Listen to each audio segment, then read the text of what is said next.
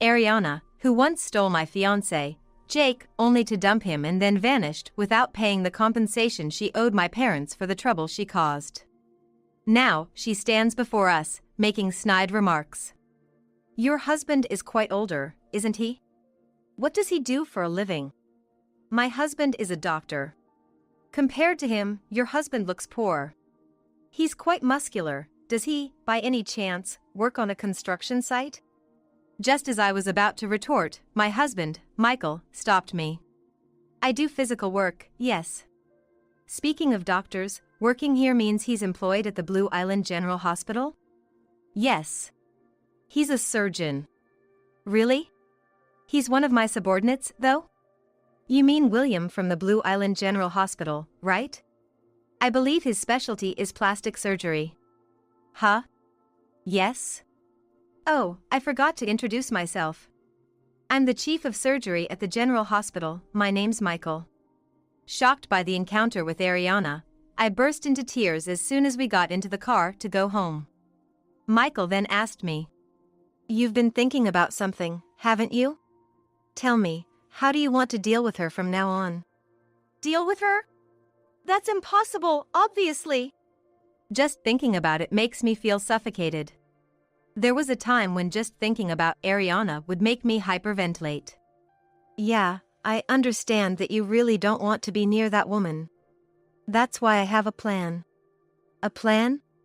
Yes, a way to ensure that a woman never appears before you again. My name is Maria. I'm a 32-year-old housewife. Currently, I live a peaceful and enjoyable life with my husband, Michael, who is 12 years older than me, and our 3-year-old son. Michael is extremely busy with his work, which he takes great pride in.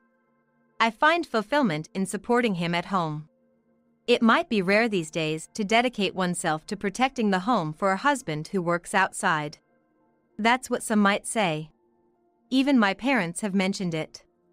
Now, I have a truly happy family. But getting here wasn't without its hardships. That's because I was betrayed by someone I thought was my best friend. Ariana, who I met in college within the same department, was a friend.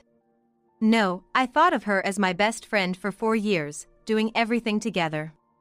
Coming to a college in the city, I was a bit intimidated, but Ariana reached out to me. She was bright, flashy, and above all, active, which surprised me in many ways, but I followed her nonetheless.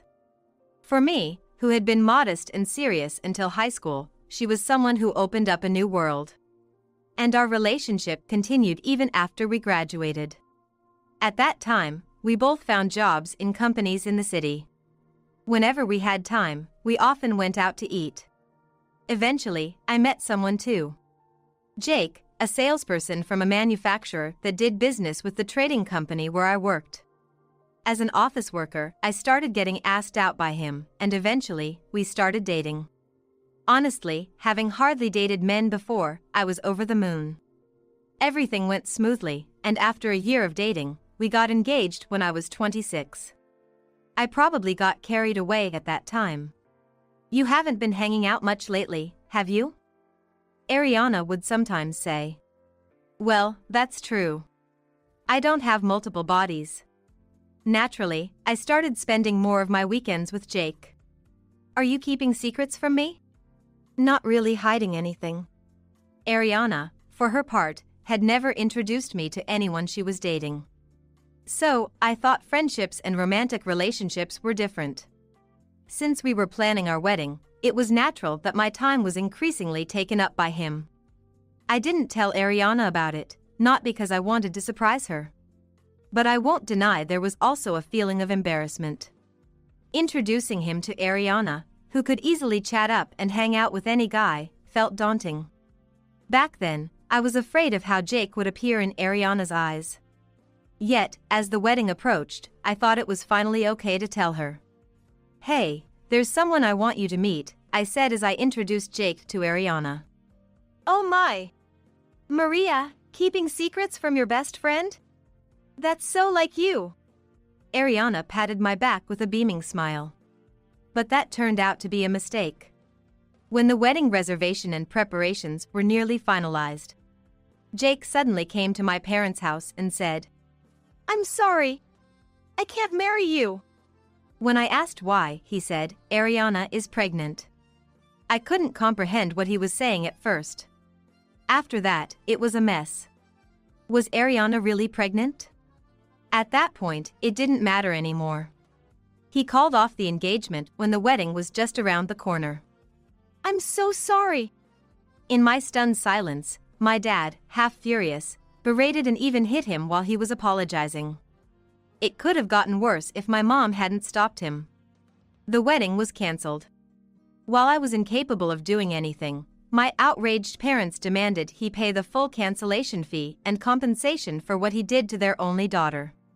They also demanded compensation from Ariana. He admitted his fault and seemed to pay what he owed, apologizing sincerely. I say seemed because my memory of that time isn't very clear. I was in shock, likely in denial about reality. So, I found out later that Ariana had skipped town without apologizing or paying any compensation. It turns out she wasn't actually pregnant, according to a letter she left behind. The lie and her fleeing devastated me again. What was she thinking? Ariana's parents were furious as well. When this rumor spread among our college friends, I heard another shocking thing. I didn't say anything because you didn't notice, but Ariana used to go after every guy you liked, one after another. This was news to me. Why would she do that? I don't know. Even though Ariana was popular on her own, every time someone showed interest in you, she ended up making them date her instead. Maybe she was jealous when guys approached you instead of her? But we were best friends. Were you, though?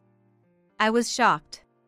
Back then, it seemed more like you were following Ariana around, and everyone thought she saw you that way too.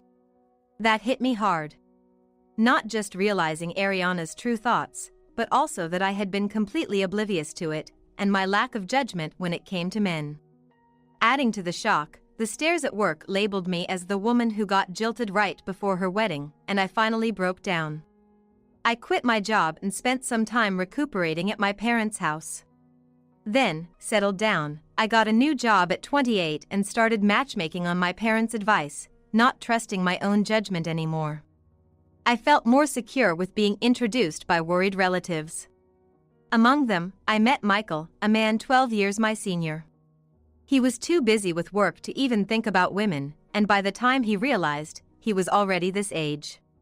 At 40, his surroundings got worried and arranged a matchmaking for him.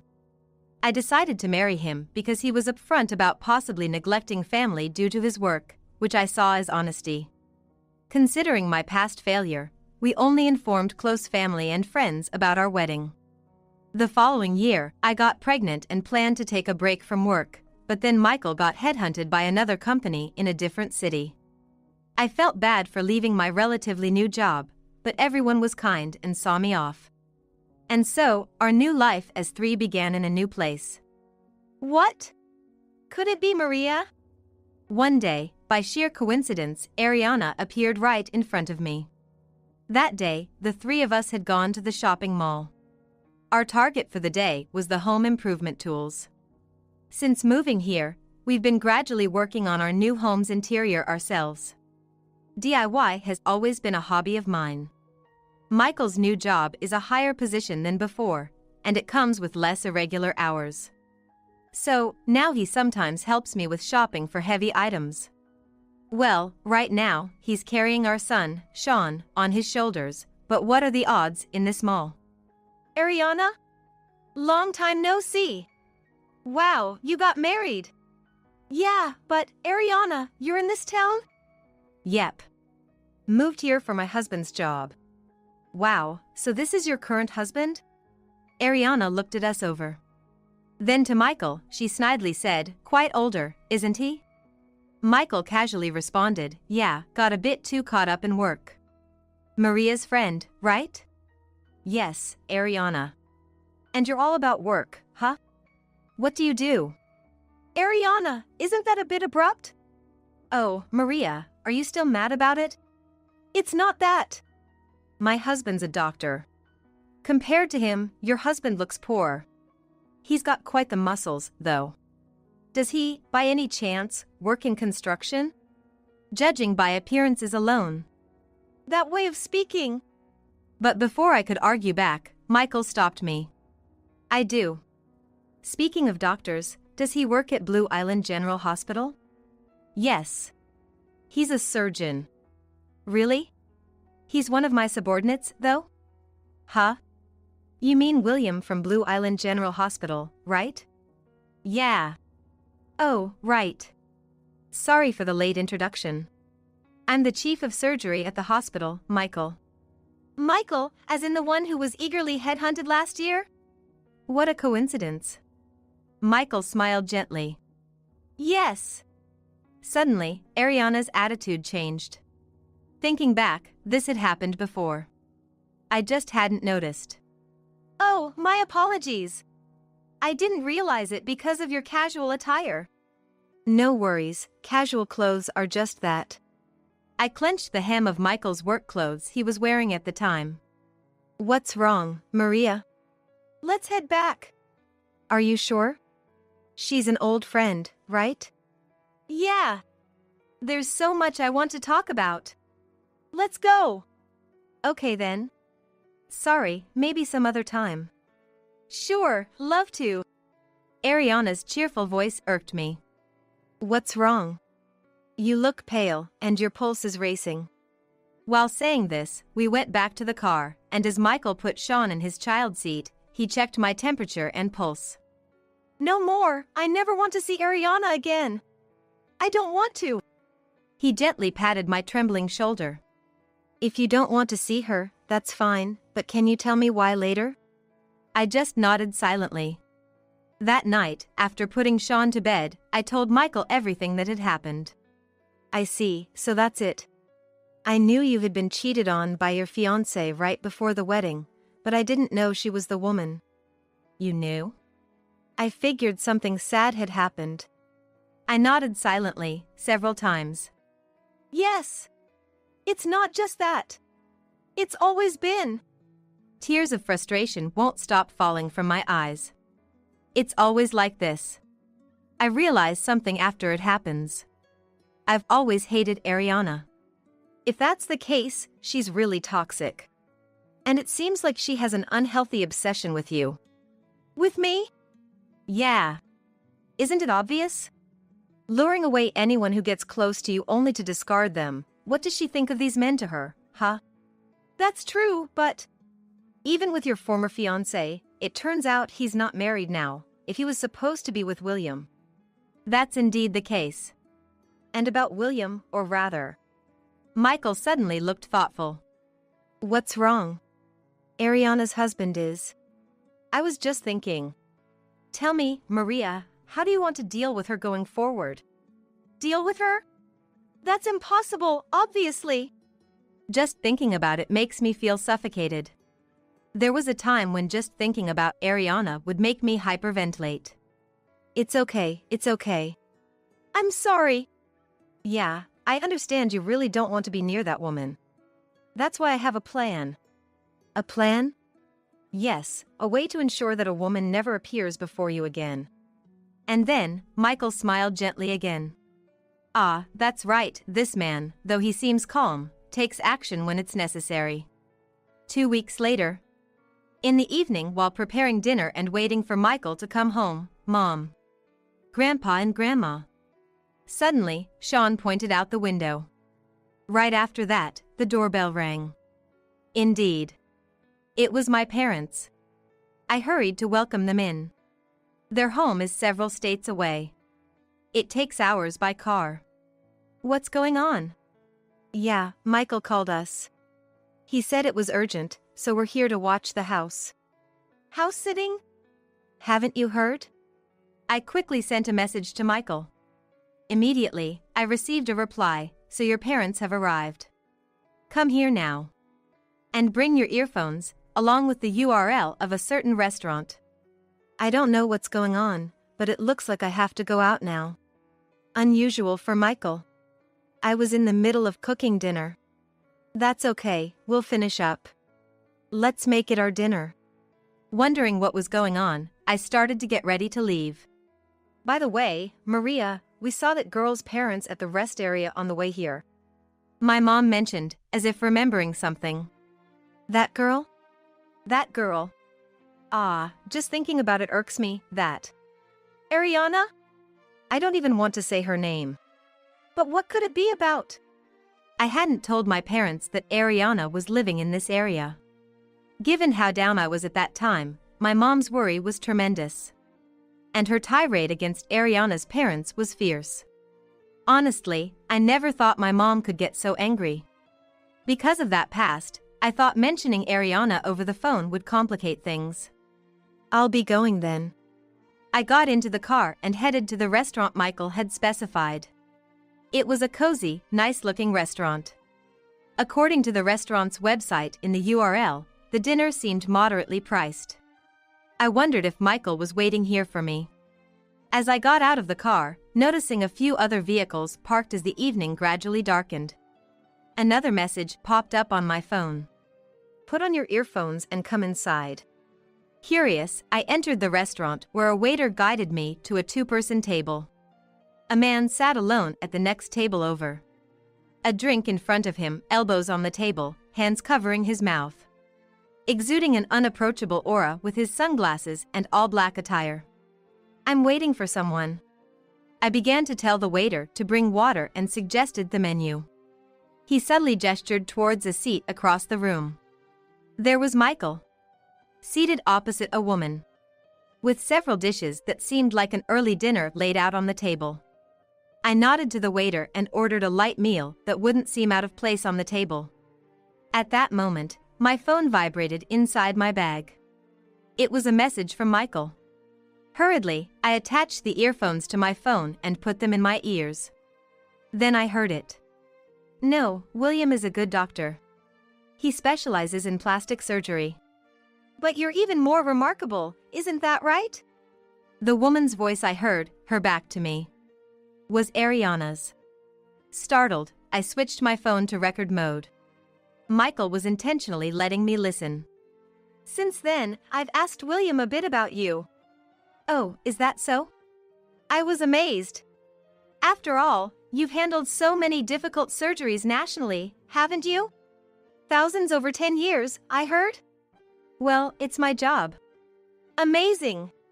Ariana's tone had completely changed from our last encounter. Still, you've done quite the research. Actually, I heard it from William, when I mentioned running into you the other day. Then, the man in black slightly lifted his hips before sitting back down. Glancing over, I noticed he too was wearing earphones. It must have been a surprise, suddenly reuniting with an old friend.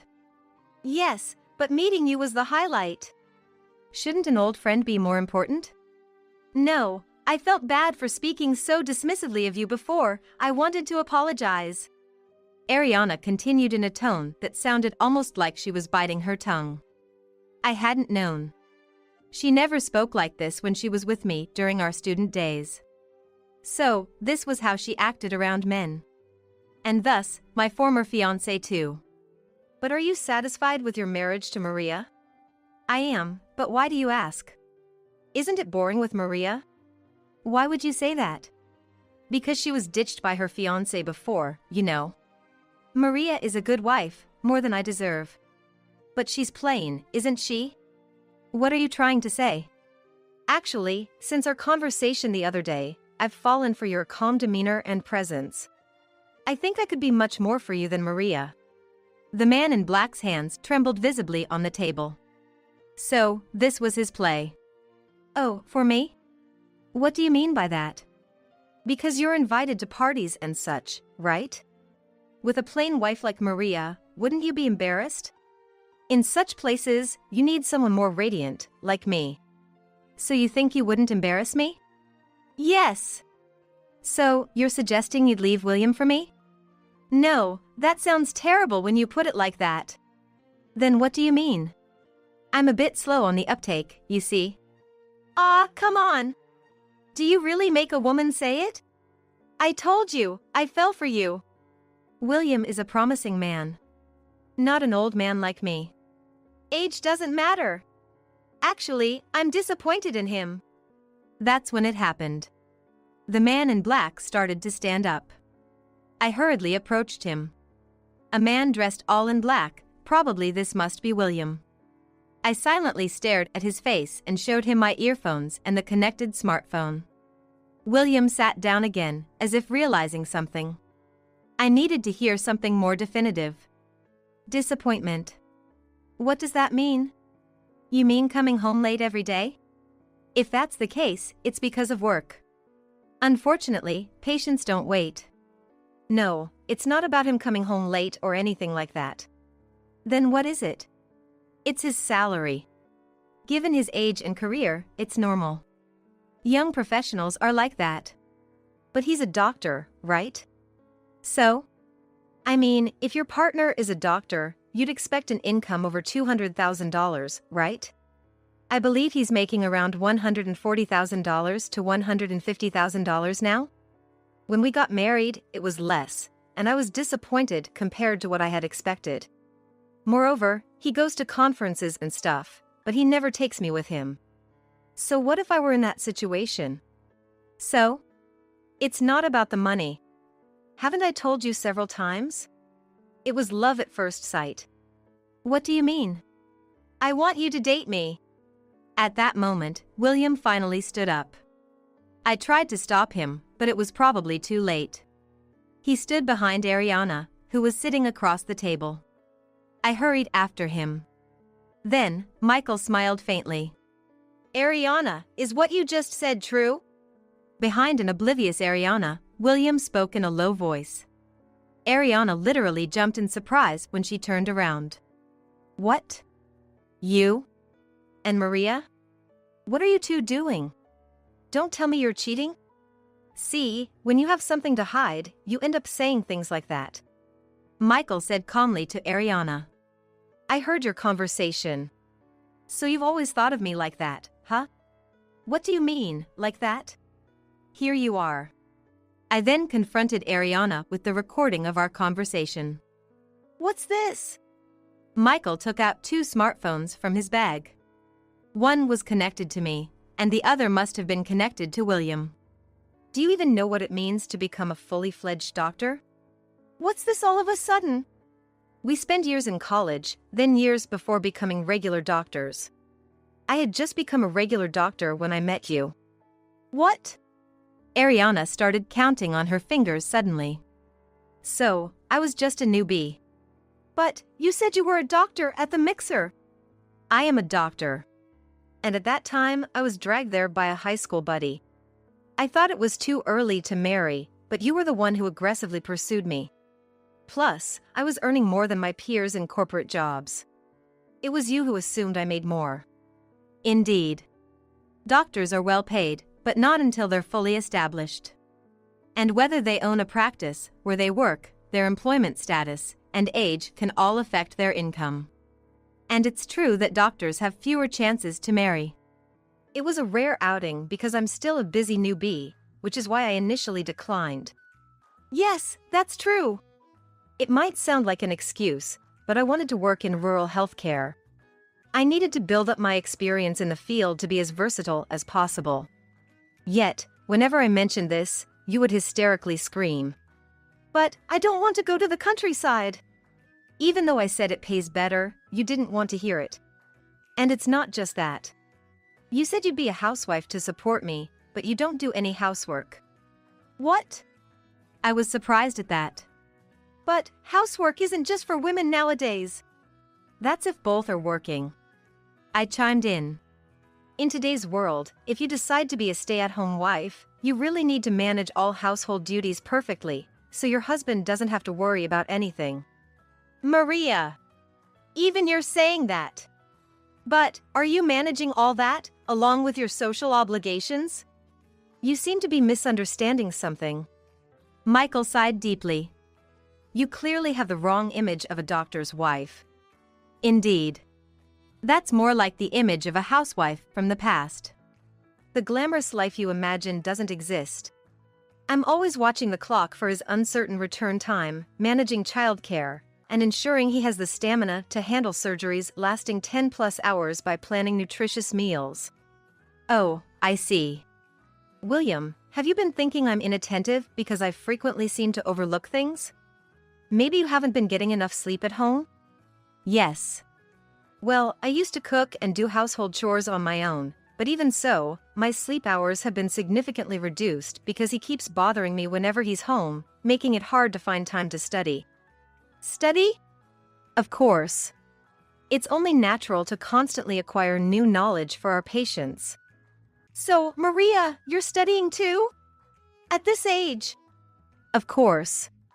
I'd be in trouble if I couldn't respond to his sudden calls. If it were a marriage between doctors, things like household chores and secretarial tasks would probably be outsourced.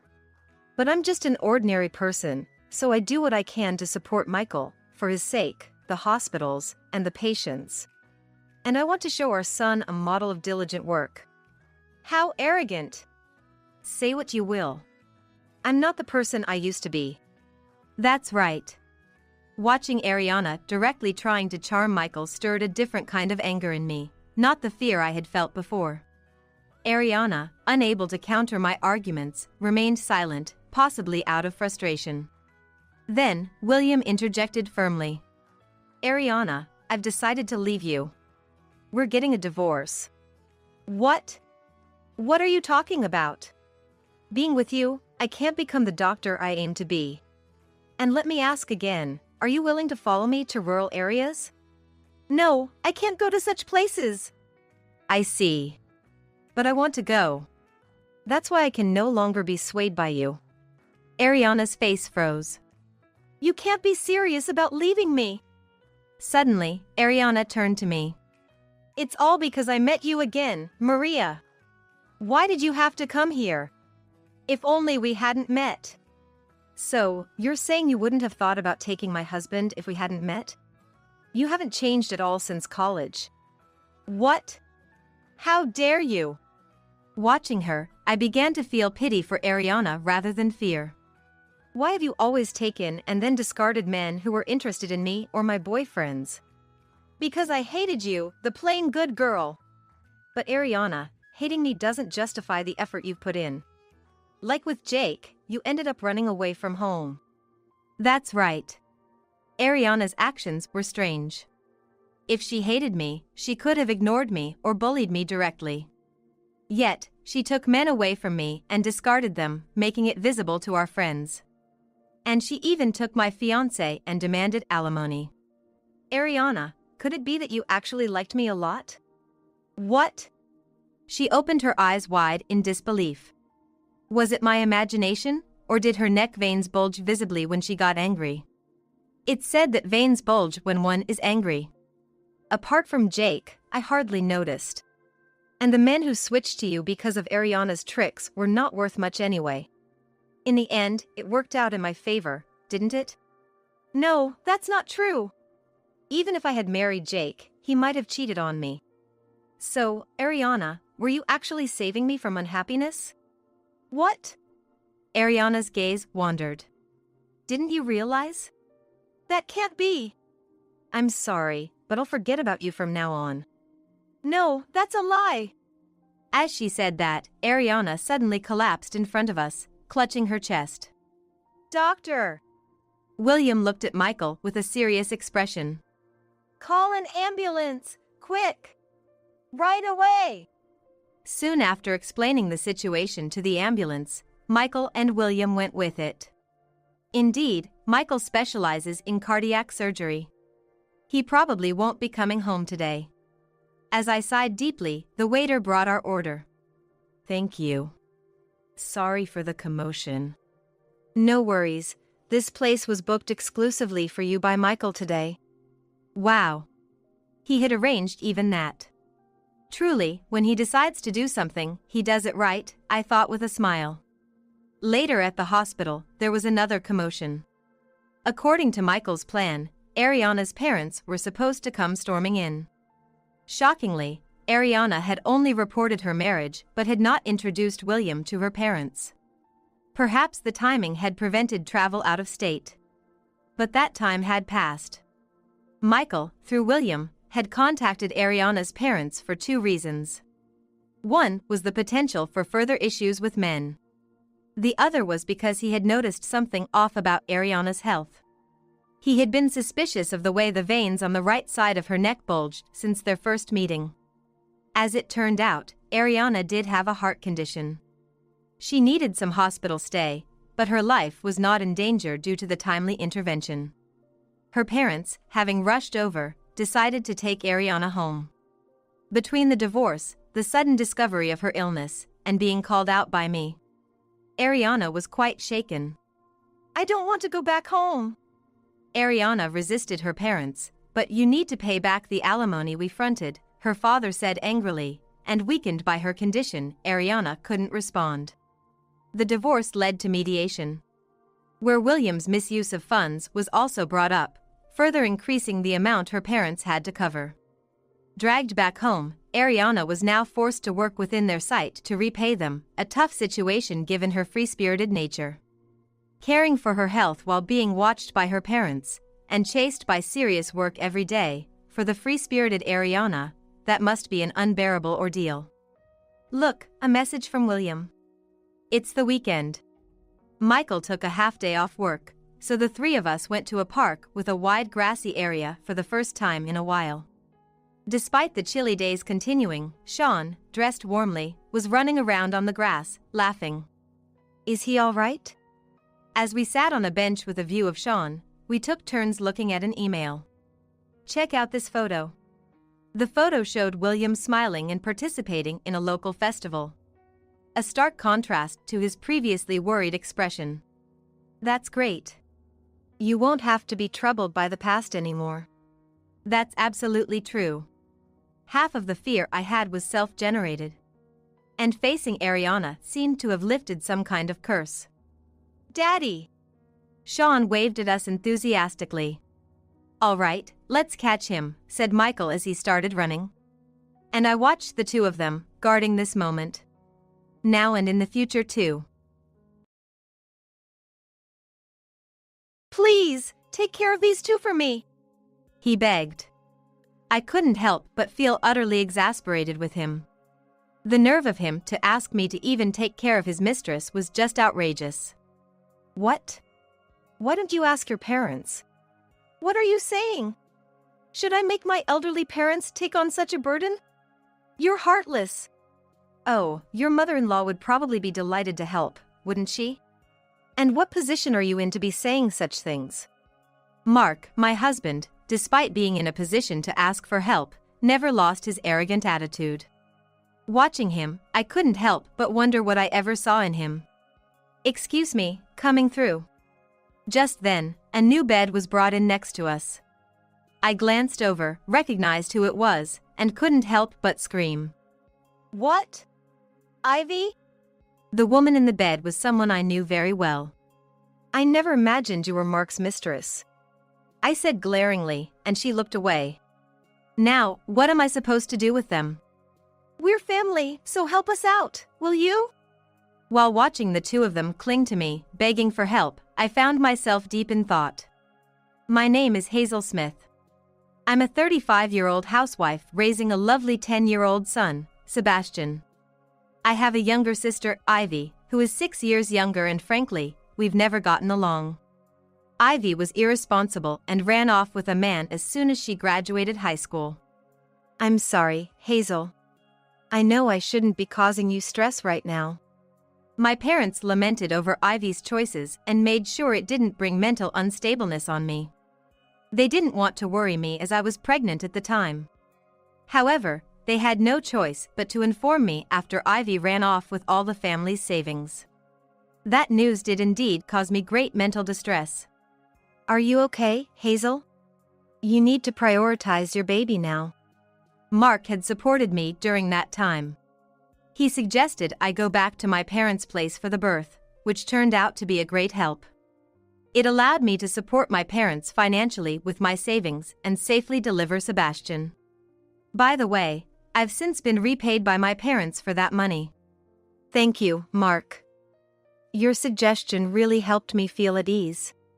Don't mention it. I asked you to quit your job for me, so it's the least I could do. Mark and I used to work at the same company. Mark had been my mentor at work. I admired how diligently he taught me, and his confession led to us dating. When I became pregnant with Sebastian, we decided to marry. He said, "I want my wife to be at home. If you don't mind, would you quit your job?" So, I decided to leave my job for marriage. Despite some regret about leaving work, it allowed me to support my family, which in hindsight, was a good thing. And it was good that Sebastian's birth brightened our home, which had been shadowed by Ivy's actions. Hey, Mom. Need any help with anything? Could you clean the bathtub? Sure, leave it to me. Sebastian, now a big boy, is still so sweet and adorable. He plays energetically every day, does his homework when I ask. Sebastian's current obsession with helping around the house often had him asking if there was anything he could do. His excitement and willingness to help always bring a smile to my face. All done. Thank you. Here's your allowance for helping out. Yay! He was thrilled, though I wondered if his eagerness to help was partly for the allowance. Regardless, living together as a family like this made me genuinely happy. One day, while I was busy with housework, Mark's mother called. "You haven't visited in a while. Come over this weekend and bring Sebastian. I'll prepare a feast." "I'm sorry, we already have plans for this weekend." "Really? Is it something that can't be rescheduled to another weekend?" "I'll talk it over with Mark," I said, trying to dodge a direct answer. It hadn't even been a month since our last visit. I know she's not a bad person, I thought to myself. My in-laws are nice people, and I've never felt mistreated by them. However, Mark's mother adores her only son and her grandson, Sebastian. This made his parents eager to have us at his parents' house. It wasn't that I disliked going there. As a daughter-in-law, I wasn't overworked or mistreated.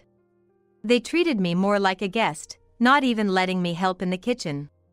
However, being at the in-laws always required being on my toes. Sebastian takes after me, he's really bright. Good thing he doesn't take after Hazel in that regard. She was always slow at work, probably struggled with her studies too.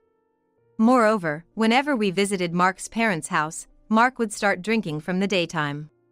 He would then talk to his father in a way that belittled me. "Hazel, you need to try a bit harder." His father would hear this and, without listening to my side, would chime in. Their remarks always made me uncomfortable. There was another issue I had. "Grandma wants us to visit this weekend. What do you think, Sebastian?" "If it's Dad's mom, I don't really want to go." The issue was Sebastian's reluctance to visit. At 10 years old, he finds his grandparents' house boring. Their neighborhood is quiet with no parks or natural areas to play in. The backyard could have been a play area, but it's full of my father-in-law's flowers, making it difficult to run around. So, Sebastian brings his homework and PC games, but... "You don't need to do homework, Sebastian, you're smart enough. We don't understand these games and no fun, let's talk instead." They'd take away his entertainment. And my protests were met with a dismissive sure, from them, and Mark told me, it's okay once in a while. It's understandable, considering how uninteresting those visits were to him. "I'd rather go out with you and Dad than visit Grandma's." Sebastian would sometimes suggest to Mark, but he would dismiss it, saying, "Visiting my family is our outing." Even when I try to advocate for Sebastian's wishes, Mark insists, catering to every whim isn't good for his upbringing. Mark claims this, but he's hardly been involved in Sebastian's upbringing. When Sebastian was a baby, Mark used my stay at my parents' house as an excuse to visit only occasionally. He left all the diaper changes and baths to me and my parents. He probably held our child only a handful of times.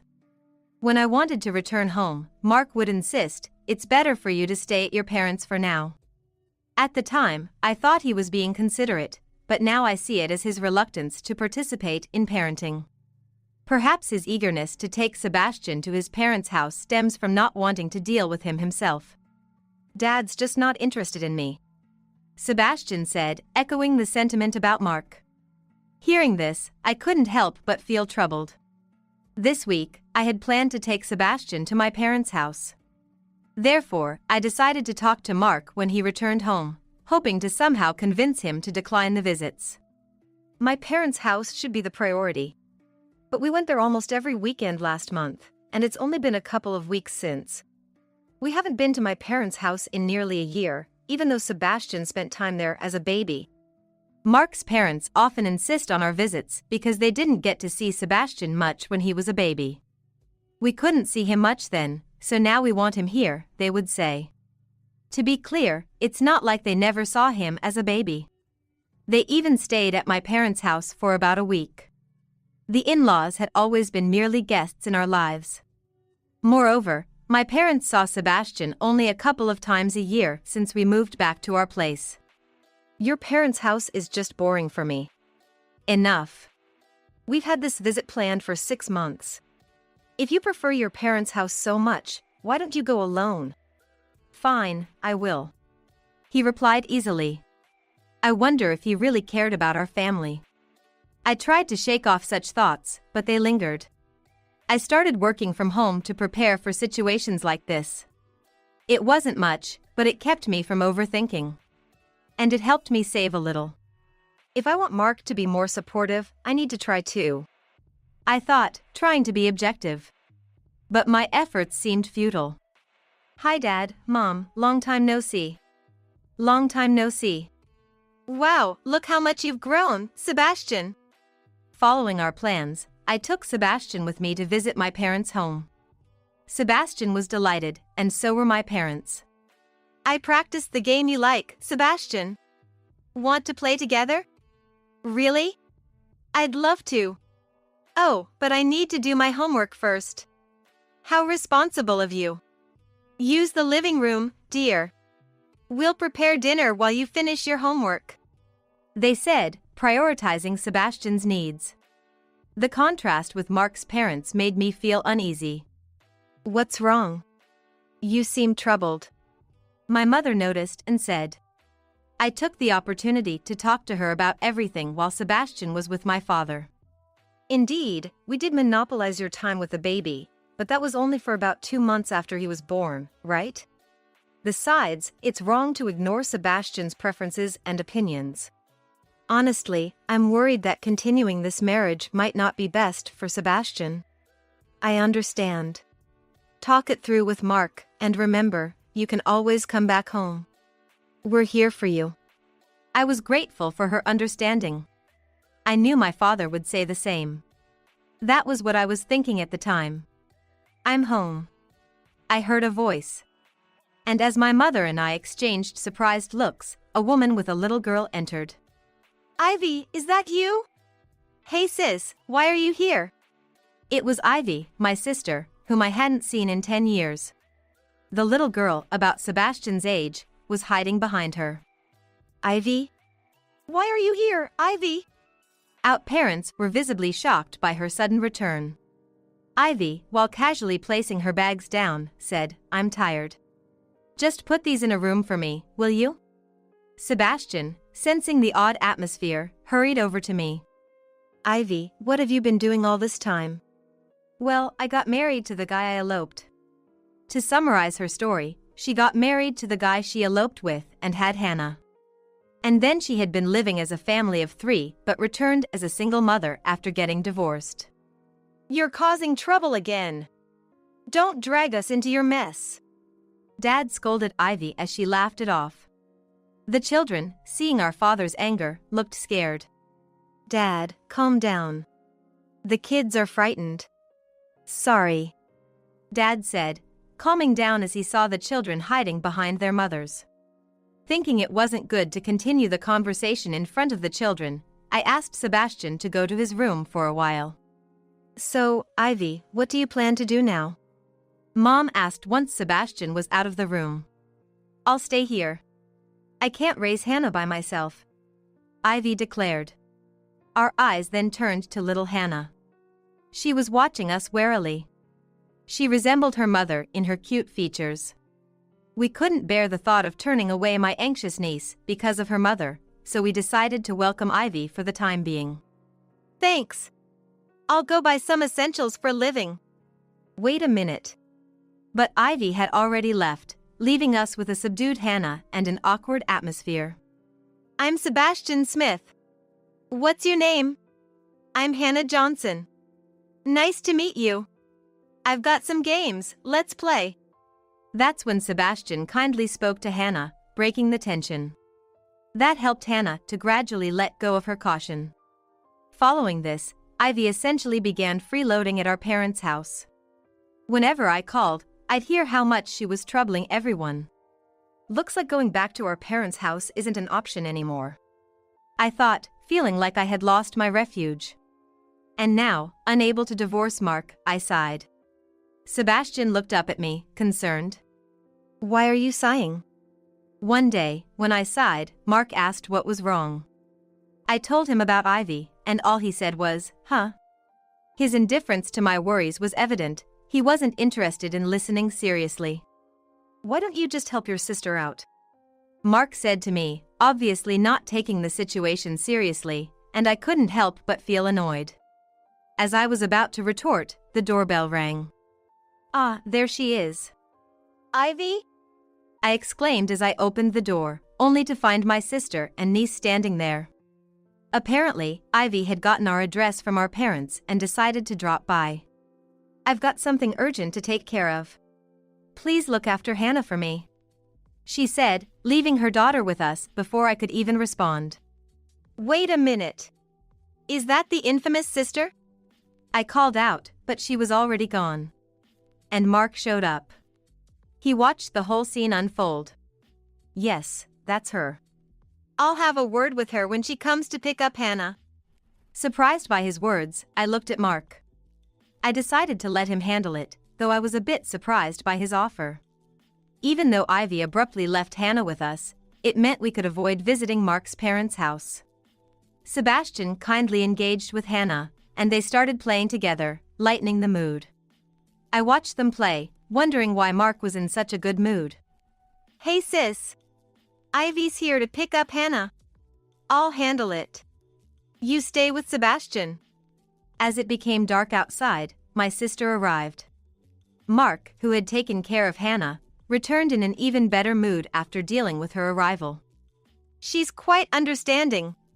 Said it was just an emergency this time and she'll be more careful in the future. Really? I replied, a bit skeptical, but after that day, Ivy stopped coming to our house. She also seemed to have calmed down at our parents' house. Meanwhile, Mark started working late and going on sudden business trips, saying I've been busy these days. Since Mark had explained to his parents that he was too busy to visit, I didn't have to go there anymore, but I still found it suspicious. It was right around that time. Next weekend, I have to go on a business trip. It's going to be a bit longer this time. Oh, really? Take care. Mark was scheduled to go on a business trip for about a week. I said, smiling, though I still had my doubts. Hey, can I come over? I called my parents, learning that Ivy was away. I decided to take Sebastian and visit them. Sebastian immediately invited Hannah to play. It seemed that Hannah had warmed up to Sebastian, as she happily accepted his invitation with a smile. Welcome back. I'm sorry we couldn't be of more help. It's okay. I never expected Ivy to return like this. Hey, you too. Look at the TV. Dad suddenly called us over to the television. There was news of a plane crash. How terrible. Looks like there are a lot of injured. The victims had been rescued, but it seemed most of them were seriously injured. As my mother and I were expressing our concerns, I received a call from an unknown number on my smartphone. Hello? Yes, Mark Smith is my husband. What? How come? What happened? It's Mark. He was on that plane and has been rushed to the hospital. The call was from the hospital. I left Sebastian with my parents and hurried to the hospital. Amidst the plane crash, which resulted in some fatalities, it appeared that Mark had survived but sustained serious injuries. I'm Mark Smith's wife. Mrs. Smith, right this way, please. A nurse guided me to his room. There was Mark, lying in the hospital bed. Mark! Hey, Hazel! Surprisingly, Mark seemed quite lively. I asked for details. And I found out that he had become paralyzed from the waist down. The worst part is that it was supposed to be a romantic trip with my lover. Lover? Yeah, didn't you realize? The business trips were a lie. His words left me frozen in shock. Mark, without any sign of remorse, continued. Both she and I are now paralyzed. You're the only one who can take care of us. What are you talking about? My concern for him vanished, replaced by disbelief and fading affection. At the same time, the affection for Mark also disappeared. Please, take care of both of us. I was utterly dismayed by what he said. It was absurd to think that he expected me to take care of his mistress as well. Why don't you ask your parents? What? Make my elderly parents take care of us? You're heartless. Oh, your mother-in-law would probably be happy to do it, right? And what position are you in to say such things? Despite being in a position to ask for help, Mark maintained his arrogant demeanor. It made me wonder why I ever fell for him. Excuse me, coming through. A new bed was wheeled in. I looked over and gasped in shock. What? Ivy? It was someone I knew all too well. She had apparently been brought to the same room because she was with Mark. The woman there, Mark's mistress who had been brought in alongside him, was none other than Ivy, my own sister. You were Mark's lover? I glared at her as she looked away. Mark, unabashed, explained. Ivy and he had exchanged contacts the day she left Hannah with us. And they had been meeting on his supposed overtime and business trips. Hearing this, my anger reached its peak. So, you two betrayed us, got into a plane crash, and now you want me to take care of you? You've got some nerve, I said, contemplating what to do next. Mark then spoke up reluctantly. We're family, so you should help us out, right? Please, big sis, Ivy added, both of them pleading with me. As they clung to me, I decided to speak my mind. I decided it was time to speak my mind. To you, family seems to be just a convenience. It's not like that. So what do you consider a family, Mark? A father who doesn't actively participate in parenting and forces his son to go places he doesn't want to? I countered, and Mark fell silent, finally realizing my anger. My gaze then turned to Ivy. You've always wanted what others had, even going as far as stealing boyfriends, making everyone dislike you. And who's always had to clean up your mess? Me and our parents. Is that your idea of family? Well, at least you two won't be able to cheat anymore. Why don't you just stay together? I suggested, both of them stunned by my anger. The nurses, who had been observing us, whispered among themselves. I'll explain things to both families. But from now on, you need to figure things out yourselves, I said and left the room. I then explained the situation to both families. My parents refused to take Ivy back, calling it her just deserts. It's enough, we can't deal with more, they said. Mark's parents, pitying their son, decided to take him in after some persuasion from his mother. Oh, and I'm filing for divorce, so don't rely on me. The in-laws pleaded with me to reconsider. It wasn't me who countered him, but Sebastian. Grandma and Grandpa are the worst. You don't care about Mom at all. His words turned Mark's mother pale. While she tried to make excuses, neither Sebastian nor I were interested in hearing more. Further investigation revealed that Mark had been unfaithful for a long time, starting around when I quit my job. The beginning of it all was around the time I left my job due to the marriage. He had suggested I take maternity leave because it made his affairs easier. The reason he wanted me to quit was that his affair partner worked at the same company, and quitting would prevent the affair from being discovered. Felt quite taken for granted, haven't I? I mused, taking the divorce papers and investigation results to the hospital. Mark and Ivy, now subdued and shunned. They looked coldly by the nursing staff who were listening to our conversation, were taken aback when I arrived. File this. Wait! If you divorce me, the in-laws will take care of you, I replied, ignoring their pleas and proceeding with the divorce. I then returned home with Sebastian. Now, the problem is, left at our family home was Hannah. She was a victim in all this. So I discussed with my parents. Then my parents hired a detective to find Hannah's father. We eventually located Silas, Hannah's father, and arranged a meeting. Thank you for contacting me. I've always been concerned about my daughter, Silas said. It turns out that he and Ivy had divorced due to her infidelity. He had tried to claim custody, but a mediator believed the child should be with her mother. As a result, Silas lost custody. About Ivy, I explained Ivy's current situation to Silas. He apologized for any inconvenience caused. And to my surprise, he didn't seem like someone who would elope. So, I asked him about it. Actually, she first approached me using your name, Silas revealed. What? I was shocked. Apparently, Ivy had stolen my insurance card to get close to him. Ivy had deceived Silas and made contact with him under false pretenses. Then, after getting pregnant, she demanded they get married. Though I was deceived, I did love Ivy. But more importantly, I still love my daughter, Hannah. I want to take custody of her. I think it's best if you take care of her. And then, I decided to entrust Hannah to Silas's care. When Silas and I returned to my parents' house with Hannah, she greeted him with a big smile and hugged him. We'll be together from now on. Really? I'm so happy. And they left smiling. With Hannah's safety secured, we decided to move. We thought it best not to stay at my parents' house as Mark and Ivy might come looking for us. A detective told me that they actually visited the house once.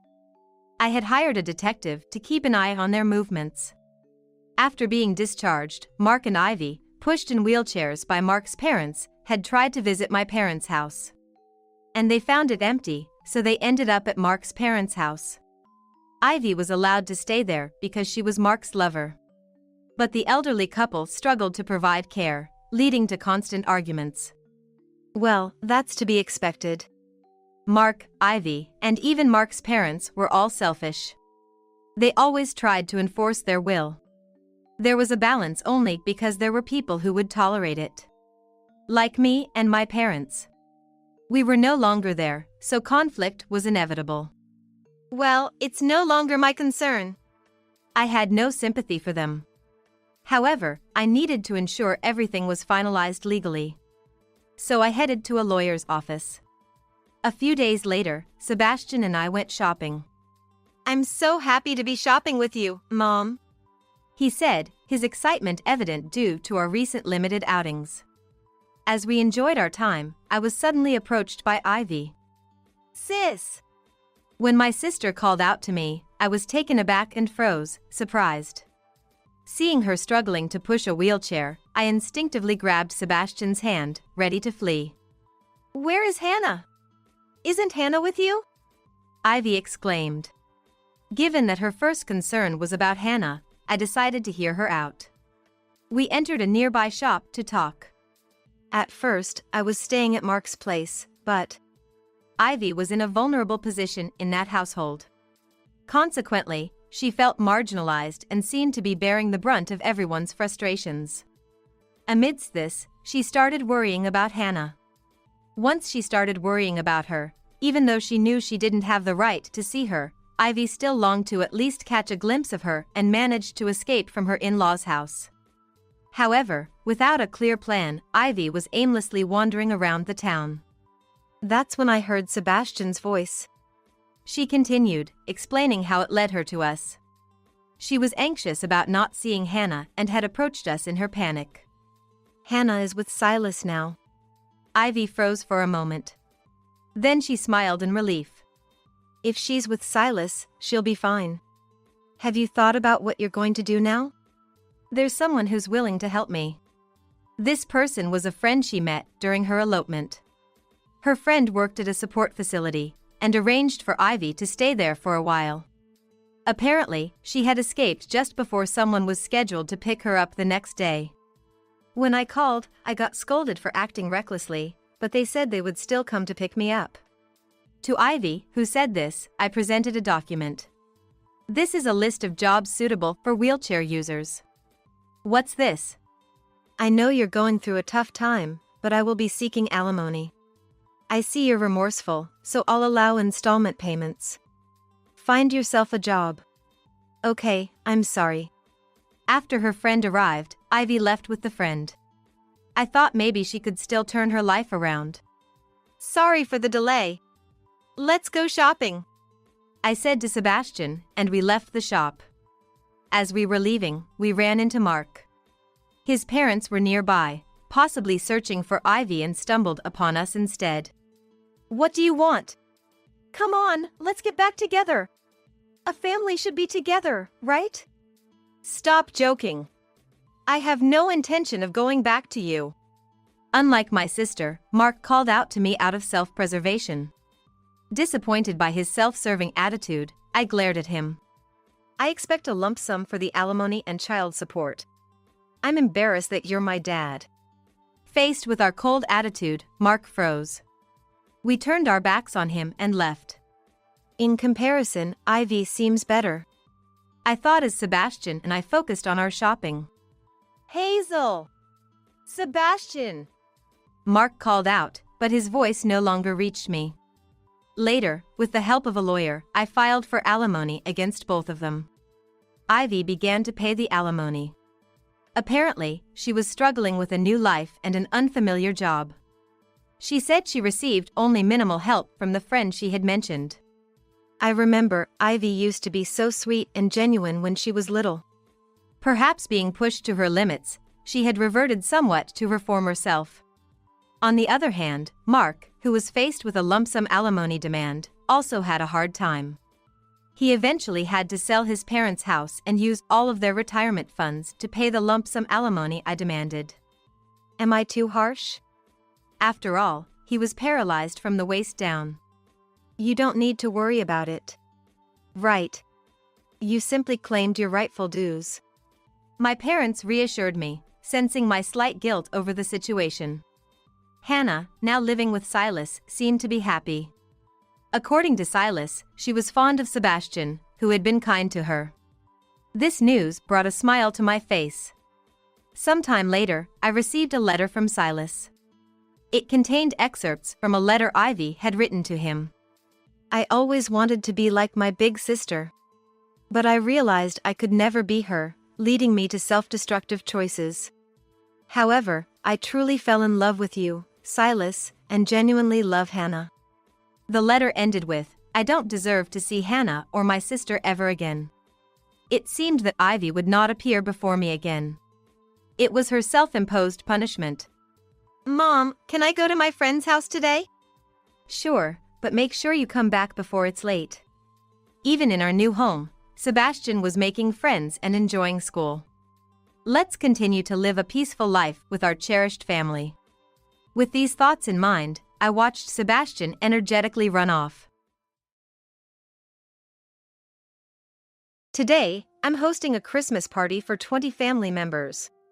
Make sure you don't embarrass me. I was completely baffled by Sean's declaration. I was sure the Christmas party was supposed to be at Sean's brother's house. After a while, my father-in-law and mother-in-law arrived. Seeing me clutching my stomach and breathing heavily, they clenched their fists and looked furious. The next moment, my mother-in-law shouted Sean and went back to the living room. In the living room, my father-in-law grabbed Sean by the collar, and the next moment, a loud smack echoed through the room. My name is Kelly Oakwood. I'm a 31-year-old housewife. I married Sean when I was 28. We met at a restaurant we both frequented.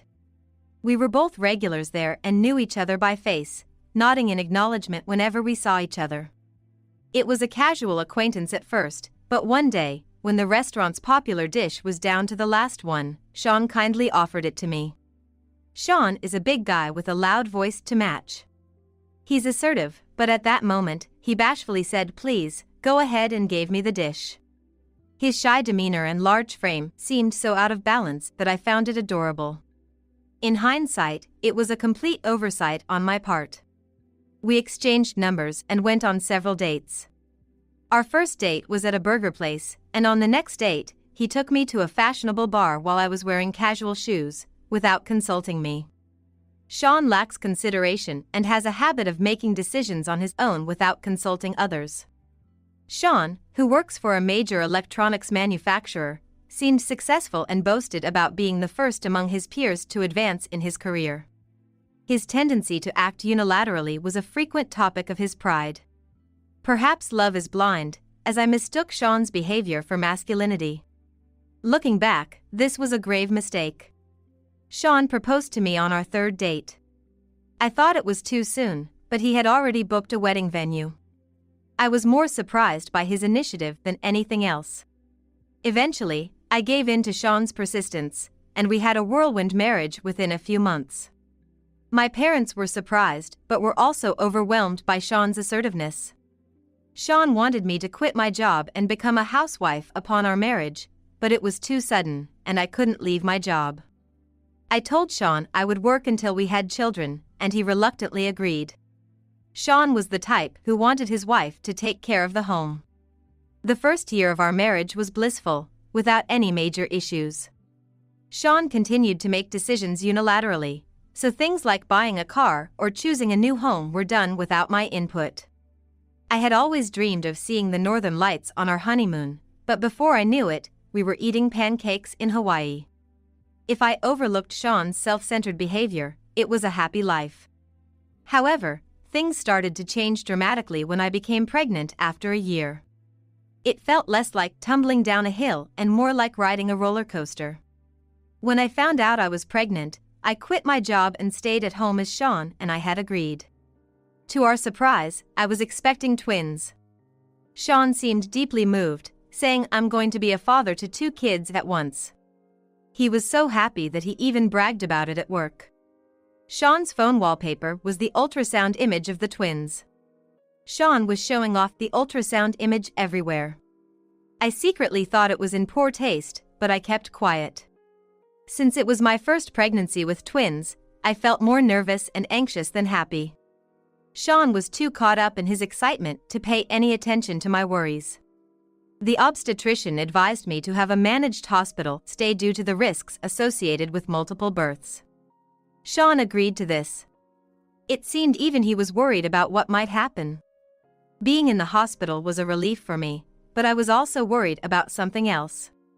Our home. Sean doesn't do any housework. Being the eldest of 3 brothers, he had never done any household chores. It's more accurate to say he couldn't rather than he didn't. Sean comes from a distinguished family, and his house is the main family home. Perhaps that's why he was spoiled growing up. He never had to do housework, and it seems someone always took care of his personal needs. I couldn't leave Sean alone at home. I couldn't imagine coming home to an untidy house after being discharged. So, I asked Sean's parents for help. I asked them if Sean could stay at their house while I was in the hospital, or if my mother-in-law could take care of our house. I get along well with my in-laws. The mother-in-law and daughter-in-law issue doesn't exist for us. Despite coming from a prestigious family, they're very approachable and easy to talk to. Because Sean is incapable of doing housework and has a self-centered nature, my in-laws were very grateful that I married him. Sean ended up staying with his parents until I was discharged from the hospital. I checked into the maternity hospital with peace of mind. Under the care of the doctors and nurses, I safely delivered twins through a cesarean section. They were a healthy boy and girl, crying loudly. When I was discharged, Sean, both sets of parents, Sean's siblings and their families, and my parents all came. It was a gathering of 10 people. The nurses and the doctor were amazed to see so many visitors. They commented on how happy my family seemed. From the outside, we must have looked like a happy family. I was a bit embarrassed by the commotion but secretly happy. That moment was the peak of my happiness. From there, my challenging life began. Sean's attitude changed completely. My life before and after giving birth changed 180 degrees, and for the worse. Issues I thought were problematic before came to the forefront, and any slight hard-working aspect of him disappeared. It all started when Sean returned home. When Sean got home, the first thing he said was, "There's no place like home," and stretched out big. I agreed that there's nothing like your own home. But there I was, with twins in a baby carrier and backpack, hands full. Thinking about life ahead, I just couldn't relax and stretch out like that. Both Sean's parents and mine insisted on giving us space, saying, "You guys need to manage on your own." My parents live about 2 hours away by train, and they had booked a hotel for the day. I tried to convince them to stay with us, saying, "It's a waste, stay at our place," but they quickly headed to the hotel after leaving the hospital. Home is nice, but my mom was always nagging. In the living room, he carelessly threw the baby items we got from the hospital on the floor and flopped onto the sofa. Then he reclined and made a surprising demand. "I want some hot tea." There I was, holding babies both in my arms and on my back. And he's asking for hot tea. How does he expect me to fill the kettle, boil the water, put tea leaves in the teapot, and pour it into a cup? And there he was, complaining about a sore shoulder and rotating it. I decided to ignore his request for the moment. I put the twins down on the baby bed we set up next to the living room. That's when I felt a dull pain in my abdomen. The cesarean section incision hadn't fully healed. My body tensed up in pain, my face contorted, but Sean didn't even glance my way. He was casually playing with his smartphone. I couldn't yell at him and risk waking the peacefully sleeping twins. I had just been discharged from the hospital and hadn't regained my strength yet. After putting the twins to sleep, I reluctantly kept quiet. I decided I had no choice but to prioritize the twins' sleep and my recovery. Sean was not only uninterested in housework but also in childcare. Just a little while ago, we were the envy of nurses for being so happy, but now I felt only anxiety. The next day, my parents came early in the morning. By the afternoon, Sean's parents had also arrived. With both sets of parents and me, we began the arduous task of childcare. Sean, as expected, was of no help at all. In fact, he was more trouble than the babies. While watching Sean, I did my best with my first experience of childcare. My mother-in-law said, "This is the time when children teach you to be a mother." It's hard to believe someone as kind as her is Sean's mother. My parents live farther away than Sean's, so my mom can't come over easily. It looks like I'll be relying more on Sean's family. Sean's dad is still working, so I'll have to depend mostly on my mother-in-law. I'm so glad she's a kind person. Sean's parents were very affectionate towards the twins. Even when I was clumsily changing diapers, they reassured me, "No need to rush, you're doing fine." Amidst this, Sean was the one who felt left out. Since we were all focused on the twins, he seemed to feel excluded. He became more demanding than usual, saying, "I'm thirsty, I want to read the newspaper, I'm a bit hungry." Sean's dad talked to him, since Sean wasn't participating in childcare. It can be hard for fathers to get involved in childcare, but it's rewarding once you try. Both Sean's mom and dad are kind people. I couldn't help but wonder how someone like Sean could come from such wonderful parents. My dad also chimed in, sharing how nervous he was the first time he took me out. However, Sean showed no interest in their valuable advice. All that came from him were half-hearted responses like, "Oh, and is that so?" The stories from Sean's dad and my dad were meant to ease the awkwardness and fears of making mistakes, a kind gesture towards Sean. But it was like talking to the wind, Sean was unaffected. Then, Sean really messed up. Not only was he uninterested in childcare, but his selfish behavior finally made his parents angry. While I was breastfeeding the twins, Sean complained to me, "When's dinner? I'm starving."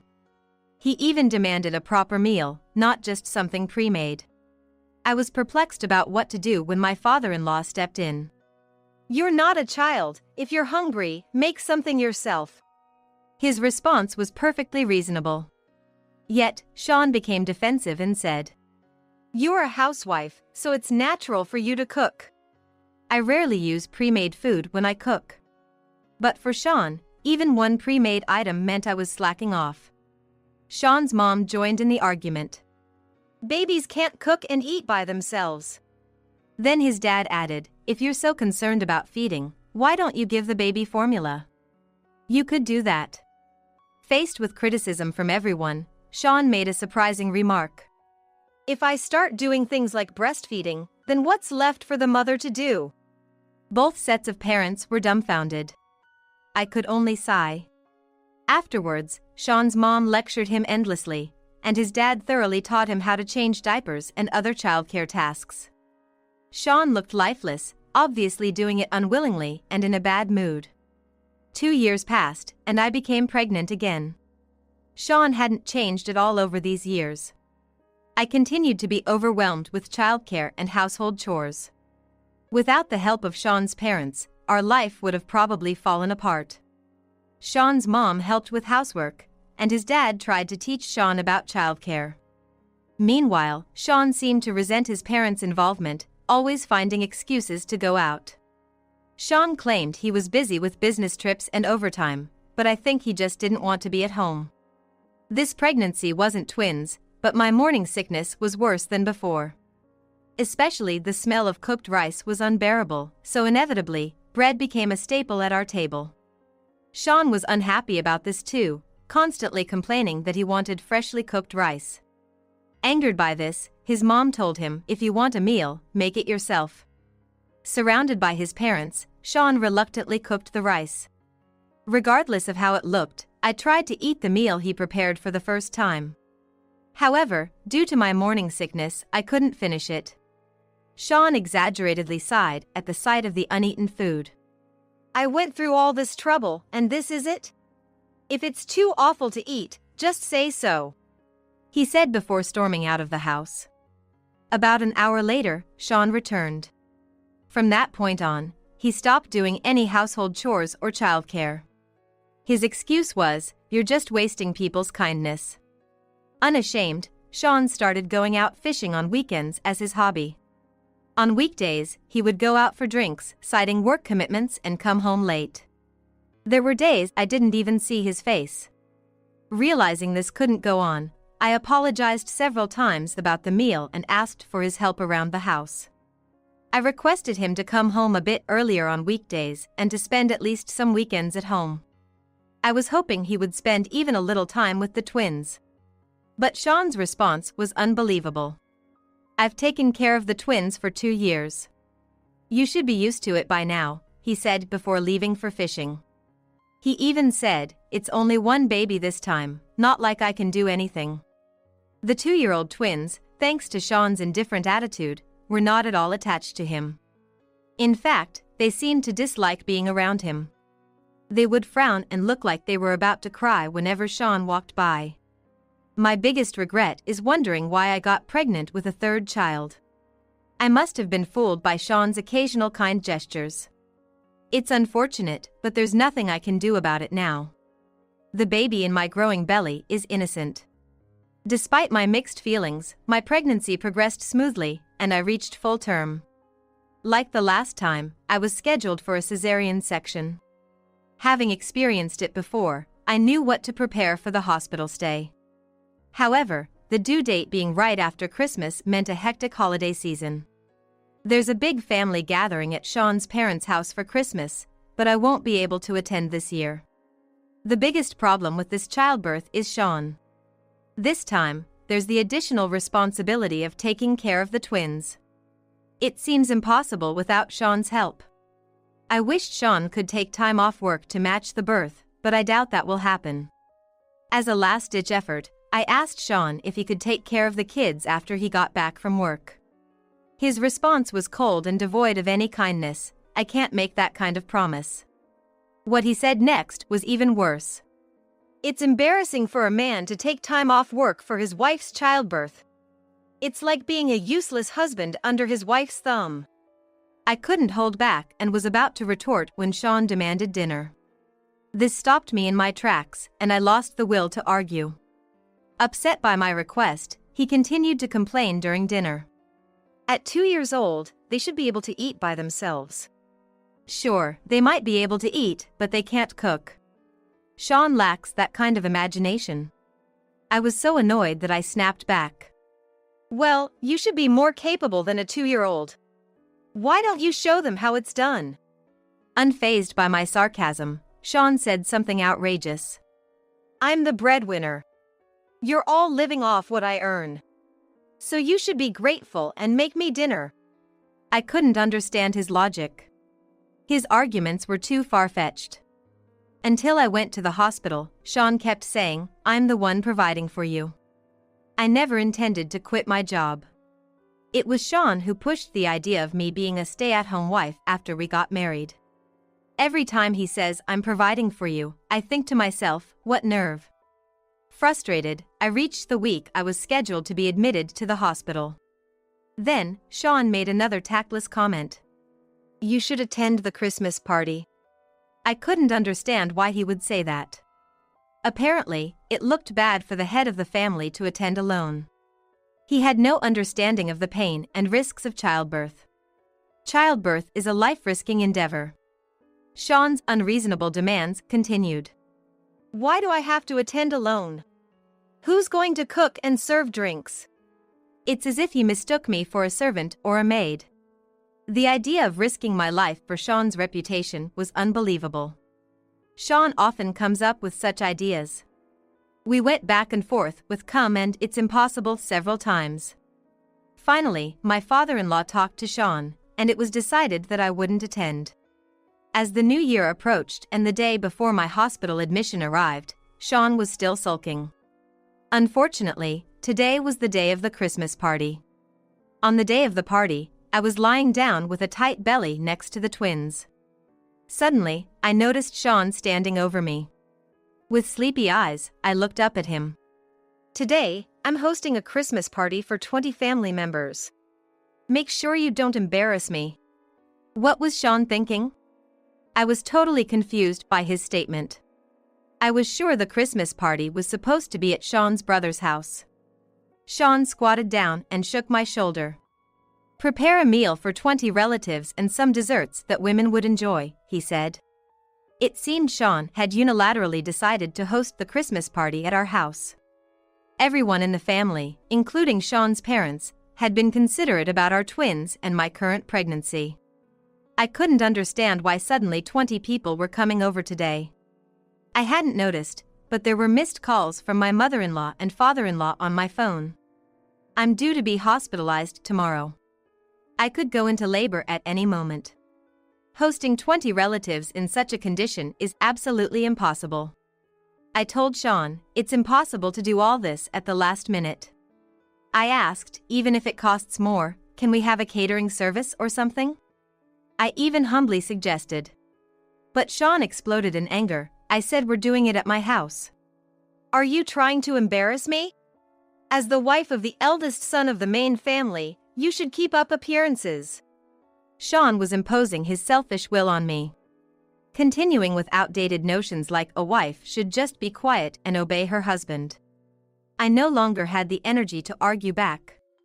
When I fell silent, Sean seemed to take it as agreement and smiled. Then he said, I'm going to pick up the relatives now, so you get everything ready for hosting, and left immediately. With everything so arranged, I couldn't refuse.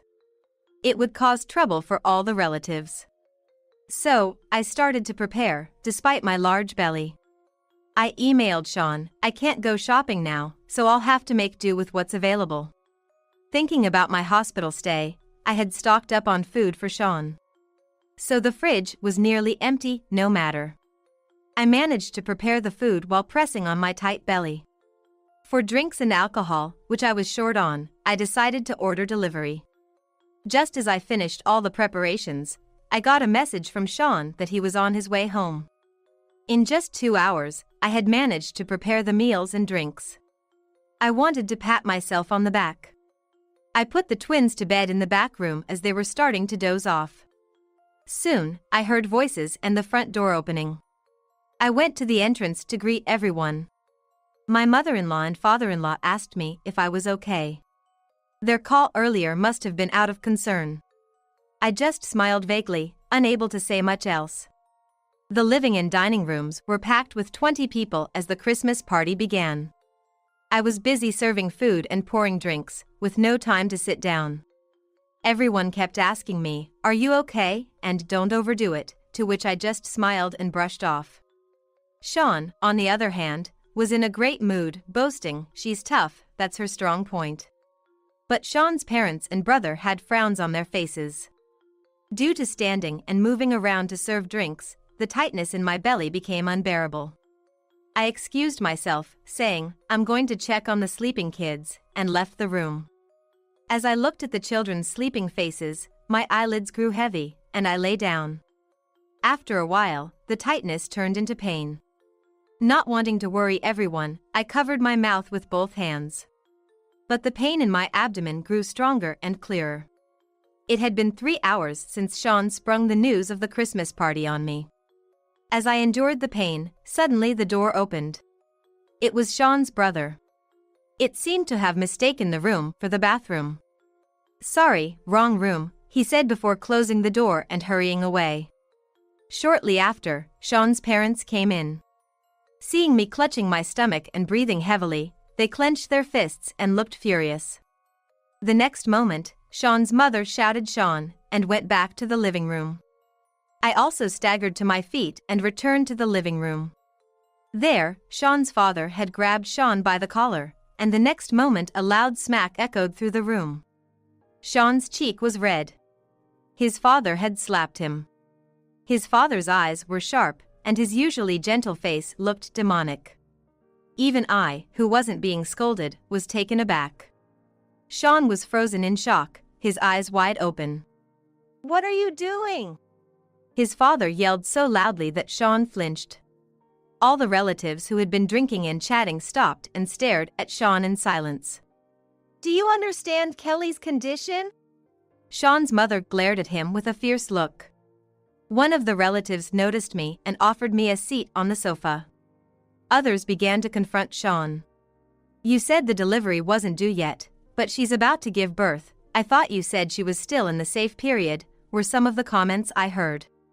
Apparently, Sean had told the relatives that my delivery wasn't due yet to get them to come. He had told his parents that there were no signs of labor yet, and my hospitalization was postponed. Everyone started looking at Sean with contempt. Relatives with children the same age as the twins were there, and some of them were saying, "I can't believe it." Women were heard saying, "If I were in her shoes, I'd be horrified, this is unforgivable, and he's the worst kind of husband." Others were saying, "We didn't know, sorry, and Sean deceived us." The atmosphere was more like a funeral than a Christmas party. Unable to bear the tension, Sean started making pitiful excuses. "She's using the twins and her pregnancy as an excuse to slack off on housework." Everyone focused on Sean, shocked at what he was saying. "That's why I made her cook for 20 people today and serve drinks." What he was saying made no sense to me. And probably even less to everyone else. But Sean continued. "She's been slacking off. This doesn't even make up for it." There were murmurs of disbelief. He made her cook? And for 20 people? Sean began to sweat under the accusing glares. A female relative suggested they break up the party and began cleaning up. The twins' cries could be heard from the back. Sean's parents headed to the twins. Sean's brother has a child about the same age as ours. He looked at Sean with contempt. And muttered softly, "He's the worst." Sean was being called the worst as both a husband and a father, shrinking under the scrutiny. His usual assertive and arrogant demeanor was nowhere to be seen. Suddenly, my belly started to hurt. The intervals of pain were getting shorter. It was probably labor. I called out to Sean, who was being scolded and shrinking away. But he didn't respond. Someone asked me, "Should we call the hospital?" and I nodded slightly.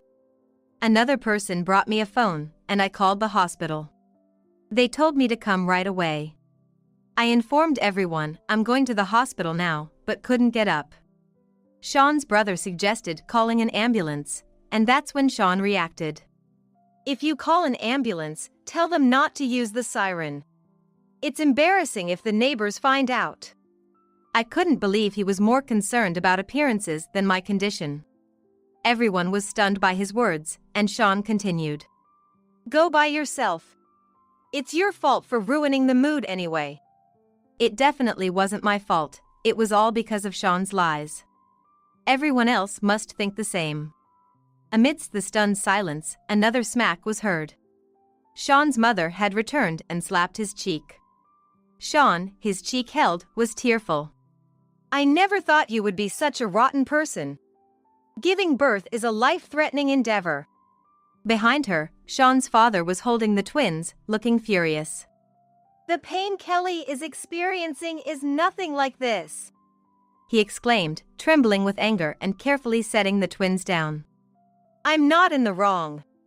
It's because I'm the one supporting them. Sean insisted, saying it was my fault for embarrassing him in front of others and that he wasn't to blame. Even in this situation, he was flaunting his elitist attitude. Of course, no one sympathized with him. The sister-in-law raised her hand. I haven't been drinking, I can drive.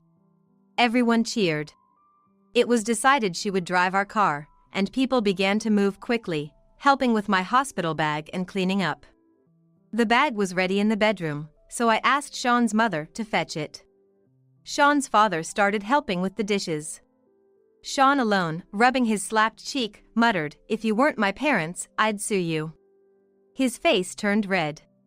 Perhaps embarrassed at his wounded pride. Meanwhile, the twins started crying loudly because of the commotion. The men took turns comforting them while the women hurried to clean up. Sean didn't help at all. Everyone else seemed to have stopped paying attention to him. I felt utterly disgusted with Sean. I honestly thought I no longer needed such a useless man.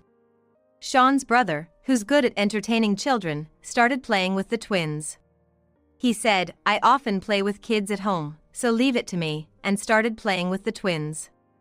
I managed to stand up with support and informed him about the toys in the kids' room and that they didn't have any food allergies. I added that he could use anything in the fridge. Sean kept muttering, I'm not wrong, but I ignored him and headed for the door. Sean's sister-in-law then drove me to the hospital.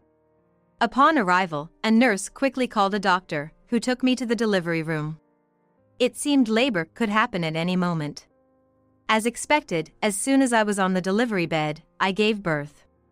It was a relief that the delivery was smooth. The only one who suffered was my sister-in-law. She couldn't go home and had to stay until the next morning. The day after I safely gave birth, Sean's parents came to the hospital with the twins. After the incident, Sean sulked in a corner of the room, drinking canned beer. Sean's father took him to the bedroom.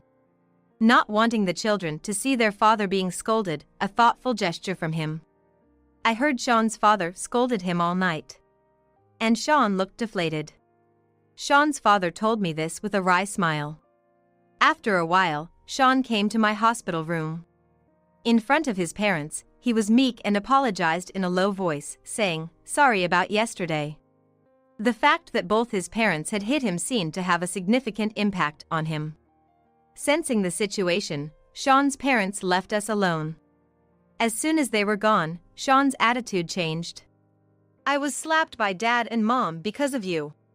He continued to complain about how I was inconsiderate and not thoughtful enough. At that moment, I was utterly fed up with Sean. I firmly decided to divorce him.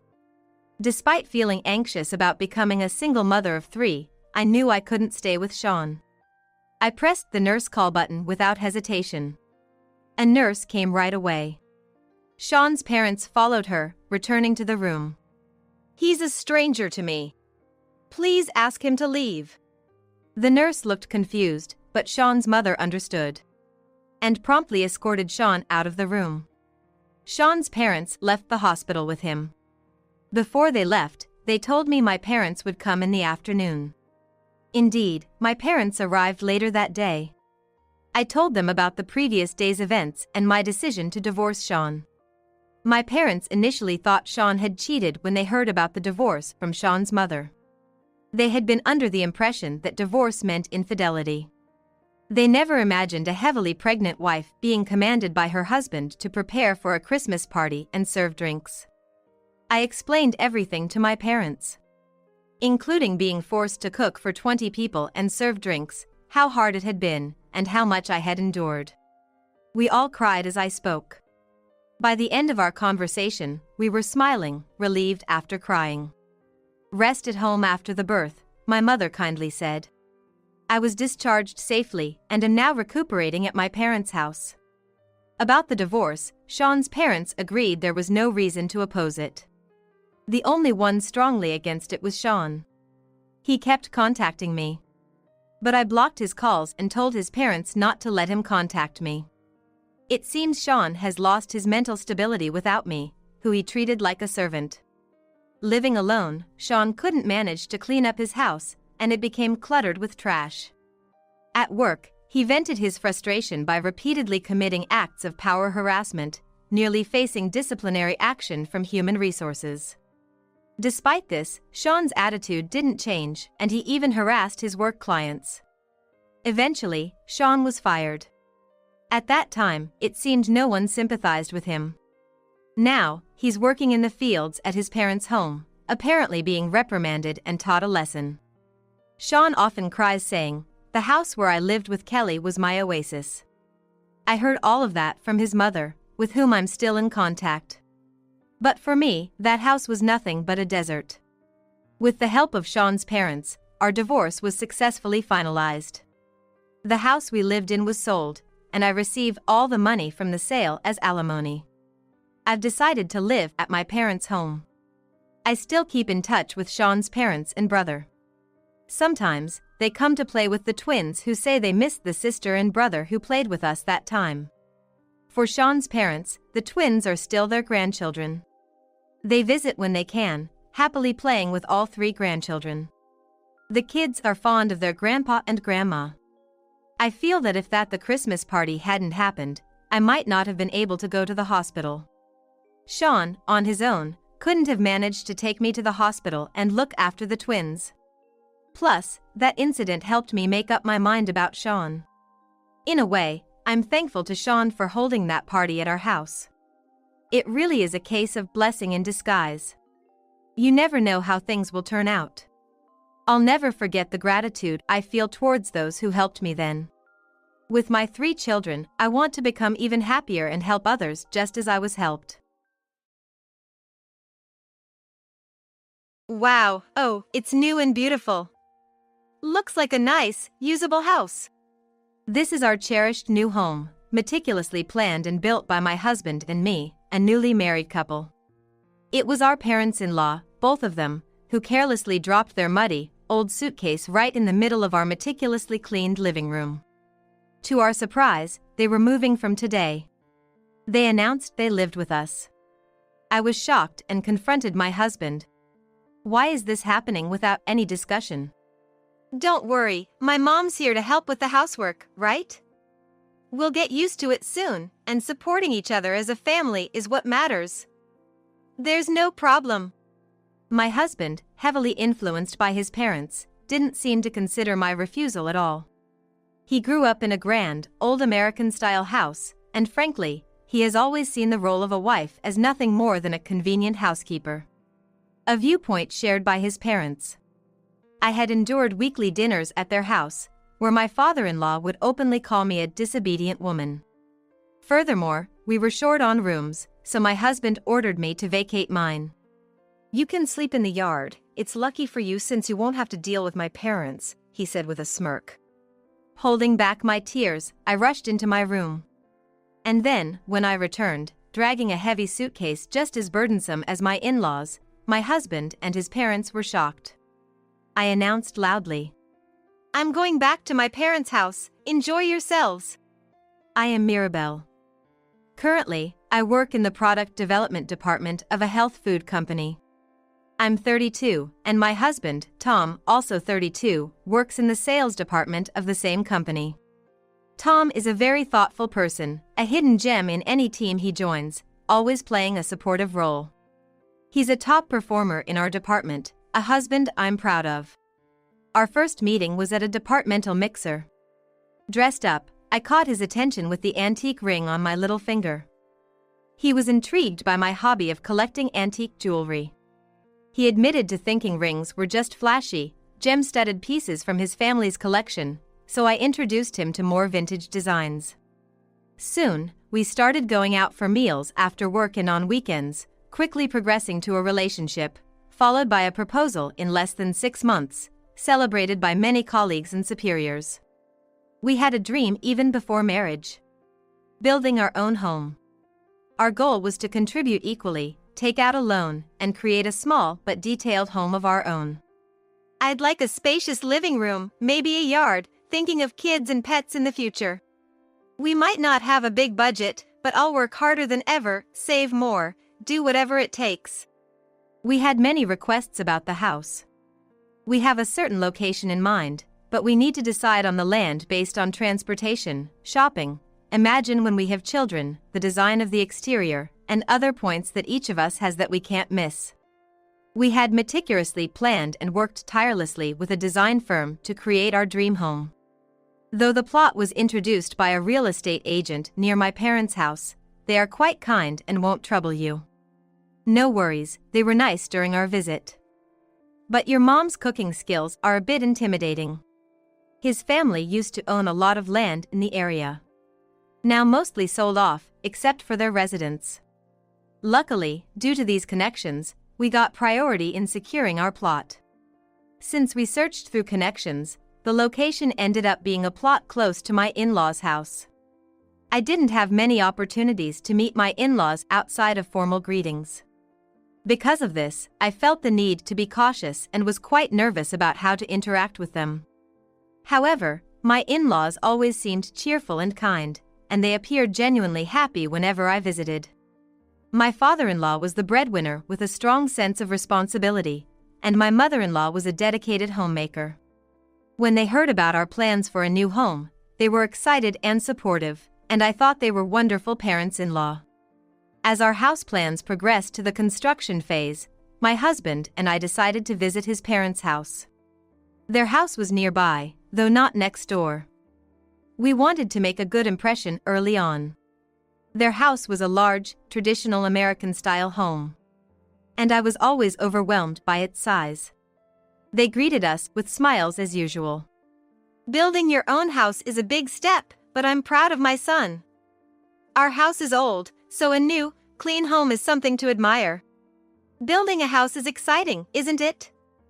Mirabelle, we're looking forward to it too. That's how my in-laws both gave me their support. Our current residence was a bit far from there. My husband, Tom, suggested, "It's gonna be a while till the house is finished, but how about we spend more time together in the meantime?" I readily agreed, of course, let's do that. Tom had a good relationship with his parents, and they were always up to date with his business trips and weekend plans. So, we started getting invited over on weekends that coincided with our days off. The visits were for simple reasons like going to the mall or having meals at their home. However, I felt there was a limit. For example, I would get calls from my mother-in-law on a Friday night saying, "Mirabelle, thank you for the last time. Next time, could you drive us to look for a purse as a gift for a friend? It would be a big help. Also, we're inviting you over for lunch on Sunday. We're getting some nice fish, so bring Tom along. Could you bring a dish? I'm good at fried and stewed dishes and salads, so please bring something else. And about your clothes." She not only talked at length, but also filled up our weekend schedule and made specific requests. I wondered if dealing with in-laws was always this demanding and secretly asked my friends for advice, but all I got were comments blaming the oddity of my in-laws. I began to dread visiting them and felt increasingly trapped. As my work in the product development department got busier and the frequent visits to my in-laws' house fueled my mistrust. One day, I mustered the courage to decline over the phone. "I feel bad visiting so often, and I also want to have some quiet time on the weekends. I'm embarrassed to say, but with work, I can hardly keep up with chores at home." I tried to deflect the conversation, but my mother-in-law was unyielding. Insisting, "Don't be shy, we're family now, and I couldn't escape that weekend's plans. Reluctantly, I went to my in-laws' house with a heavy heart. To make matters worse, my husband knew I had tried to decline the invitation. Throughout the car ride, he scolded me. Mom was sad, Dad might say something, blaming me. At their house, with dishes spread across the dining table, the topic came up again. I felt like I was sitting on pins and needles. Then my father-in-law pointed at my mother-in-law and said, "Why don't you go help out? It's not too much for her. That would be too much for Mom." "That's not a problem. She can just finish the housework during the week and then come clean up your apartment. She's a homemaker, after all, she's got free time." I was surprised by his suggestion and even more so by his tone. His attitude towards my mother-in-law, a homemaker, was filled with misconceptions and harsh assumptions. I was at a loss for words, feeling like he was a boss issuing orders rather than a family member. What was terrifying was that my mother-in-law just smiled and nodded, as if my husband's instructions were the most natural thing in the world. I felt a chill down my spine. Thankfully, I managed to fend off the suggestion that she take over our household chores. In stark contrast to her compliance, my repeated refusals made my father-in-law mutter, "What a disobedient daughter-in-law." I could feel my irritation rising, and my heart raced. My father-in-law quickly became sullen, and my mother-in-law scrambled to cater to his needs. The tension in the air was suffocating, and I quietly resolved to stop visiting my in-laws. The following week, when my mother-in-law called, I tried to excuse myself, saying, "I have other plans and can't come." If the new house was completed and they had to live near their in-laws, they would have had to see each other every day, not just every week off. The horrible thought filled me with dread.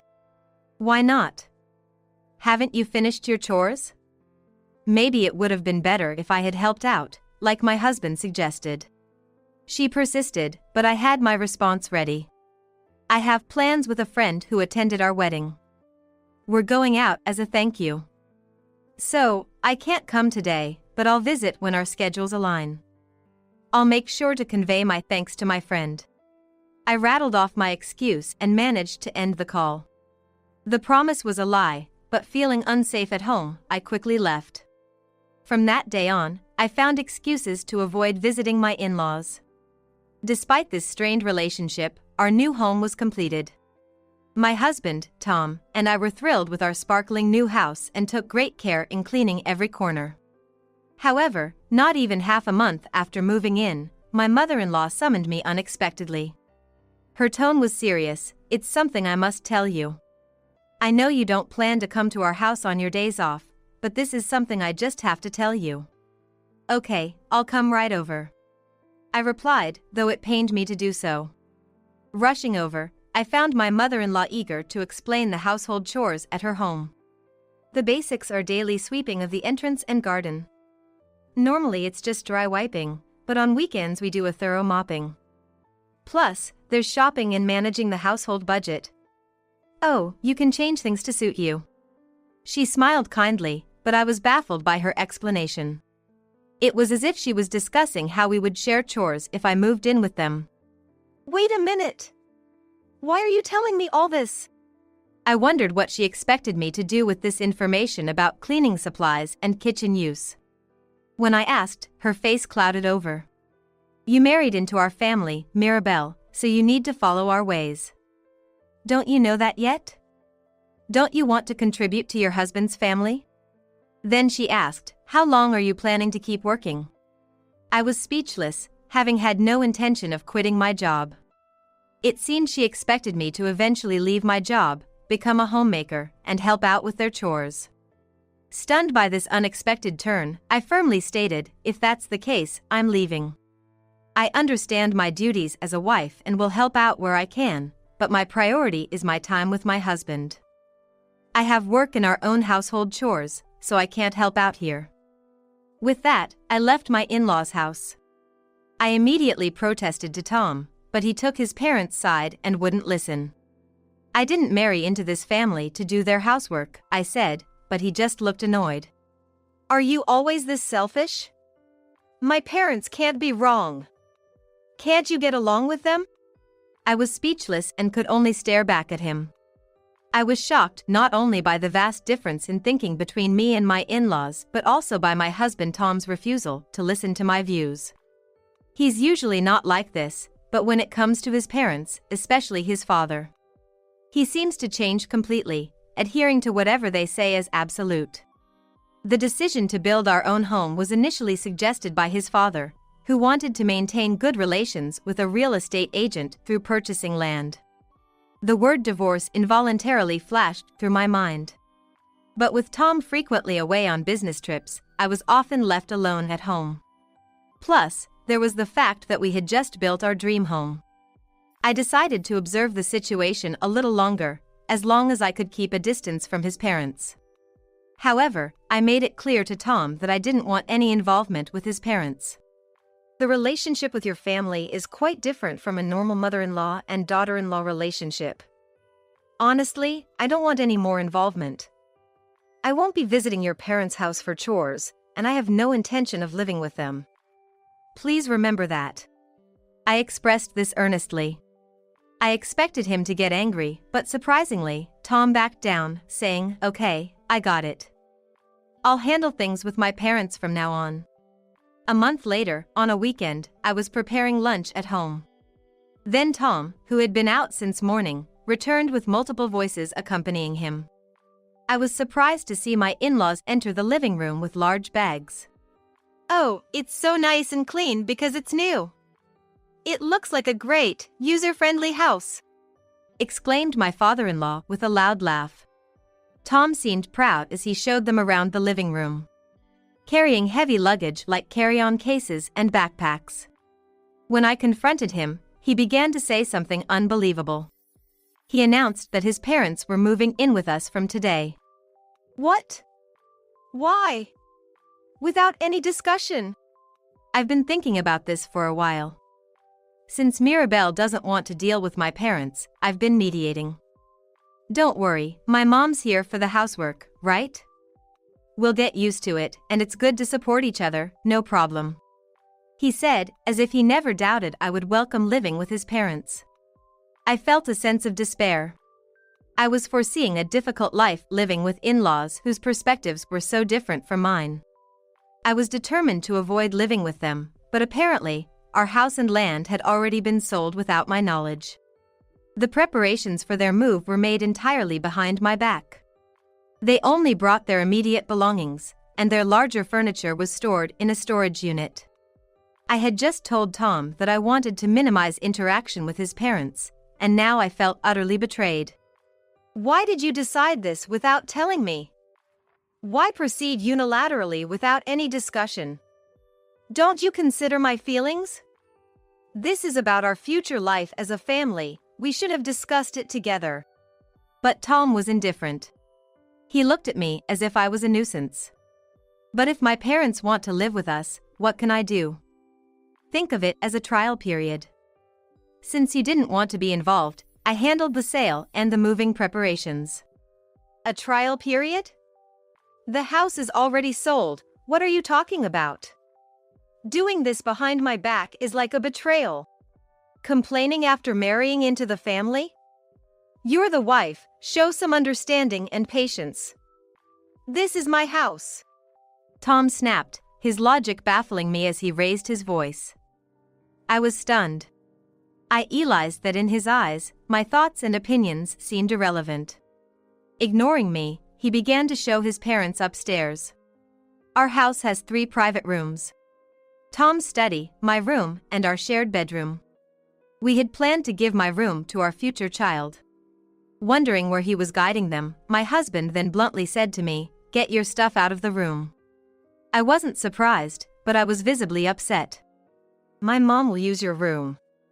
Dad gets the bedroom. Why don't you sleep in the yard? You don't want to deal with them, right?" It was clear that if each of the in-laws were to use a room, there wouldn't be enough rooms available. The smirk on his face as he suggested I sleep in the yard made it clear this was a well-thought-out way to hassle me. I felt suffocated by the rejection from the man I had loved, while my father-in-law smirked at me in the background. Tom was clearly following his parents' instructions. It was conceivable that he was harassing me because he was told to do so. He chose to side with them, not to protect me. This realization brought a renewed sense of despair, and I could only look at him silently. As he opened my room and demanded me to hurry up, I felt like there was no point in arguing. I entered my room, grabbed the heavy suitcase I had prepared in advance, and left at a speed that took Tom by surprise. "I'm going back to my parents' house." "Enjoy yourselves," I told them. I had kept my belongings in order so that I could return to my parents' house at any time. Now, anything left in my room could be disposed of without concern. Tom and his parents seemed startled, not expecting me to leave, and they tried to stop me. My mother-in-law even accused me of pushing housework onto her, but I knew that was her intention all along. Having lived with such a father-in-law and with Tom before our marriage, it seemed to me that she had no love for her family. Instead of fighting back, she had hoped to find a new target in me, the daughter-in-law. Ignoring all their schemes, I headed back to my parents' house. Though surprised, my parents understood the situation and showed anger toward Tom and his parents. Feeling supported, I was relieved until Tom contacted me. He was apparently coming to my parents' house with his parents to take me back, saying, "I'll forgive you, so come back." Anticipating a discussion at my parents' house, I made a call to a certain place. With my parents present, the 6 of us sat around a table. Especially my father, upon hearing what I had gone through, glared at Tom and his parents with utmost anger. Yet, Tom and his parents showed no remorse. Instead, my father-in-law took the lead, accusing me of being an unreasonable daughter-in-law who wouldn't contribute to her husband's family. My father glared at them in disbelief. "Mirabelle, you should behave more sensibly as a wife. You're still working instead of dedicating yourself to your husband and his family. You should be grateful that we even tolerate that. And returning to your parents' house, who do you think you are? The complaints you have are nothing compared to the duties of a wife. Why don't you try harder and be more supportive at home?" My mother-in-law added, echoing my father-in-law's criticisms, with Tom interjecting exactly what my parents are saying. The conversation in my parents' living room became increasingly chaotic. I tried to convey my feelings while enduring their words, but it only added fuel to the fire. Each time I spoke, their retorts grew more intense. Suddenly, my father spoke up. "I can't believe you're forcing her to live with you. She might be your wife, but she's still my daughter. If you're saying she's not good enough, we're happy to take her back. Let's go for a divorce." Encouraged by my father, I brought out the divorce papers that I had printed from a website before their arrival. My part was already filled out. All that was needed was Tom's signature. Seeing this, both my father-in-law and Tom started to get angry. "Don't be stupid. You think this is a solution? A wife should not think she can just divorce. Taking such extreme measures, you're a coward." My father-in-law yelled, while Tom, looking annoyed at me, followed. "We haven't even had a proper discussion yet. Can't you be a bit more rational? This is why I hate it when women can't have a logical conversation." They continued with their snide remarks, trying to destroy the family, huh? So arrogant, not caring about the place or situation. They said they wanted to discuss, but it was clear they weren't in a state to have a reasonable conversation. I had already given up on talking and was only focused on getting Tom to sign the divorce papers. But it wasn't just their terrible attitudes that led to this. "I have something to ask your mother," I said, pulling out my smartphone to show a video. My mother-in-law's face, who had been quiet until then, visibly changed upon seeing the screen. It was no surprise she recognized the content. It showed her opening drawers in my room. Since I had started refusing to do chores at their house and limited my interaction, I noticed items gradually disappearing from my room. The drawer contains a large box for antique jewelry, which was the conversation starter between my husband and me. I purchased them for their design, so overall, they are not very expensive, but some are valuable enough to be kept under lock and key. Stolen were not only the visibly expensive pieces of fine jewelry but also several antique rings and accessories. And then, the contents of the locked box. Each item is a treasured part of my collection, and the realization that someone has been breaking into my room sends a chill down my spine. I considered the culprit, but it seemed unlikely that my husband would target the antiques for monetary reasons. The prices vary, and since my husband, with whom I share household finances, has never reprimanded me, I've been freely collecting them. He knows I've been buying mostly inexpensive items. However, the disappearance of the jewelry with gemstones clearly indicates the motive was to cash them in. Could it be that someone was let into the house while I was away?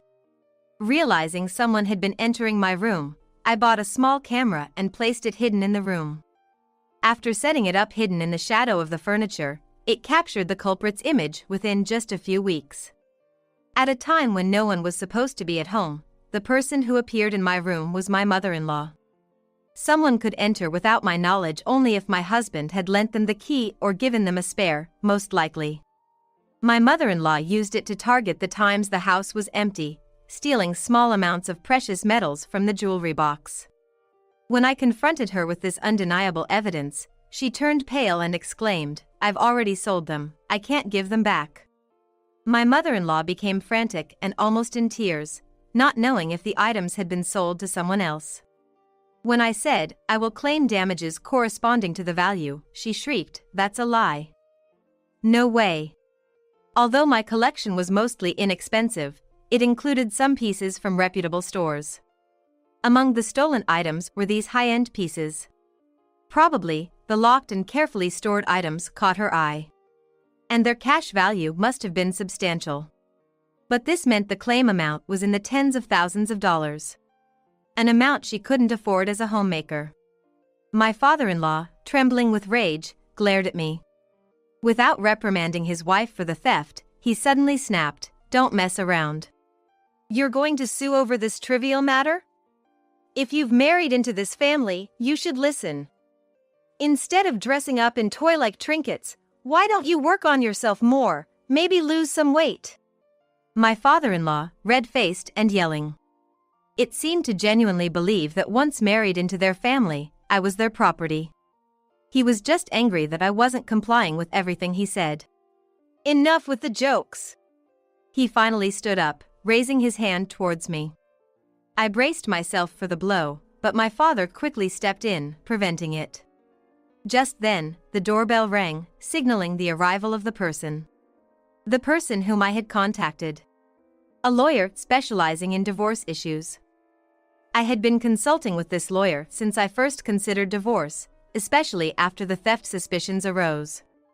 He was an older, authoritative lawyer from a firm known for handling divorce cases effectively.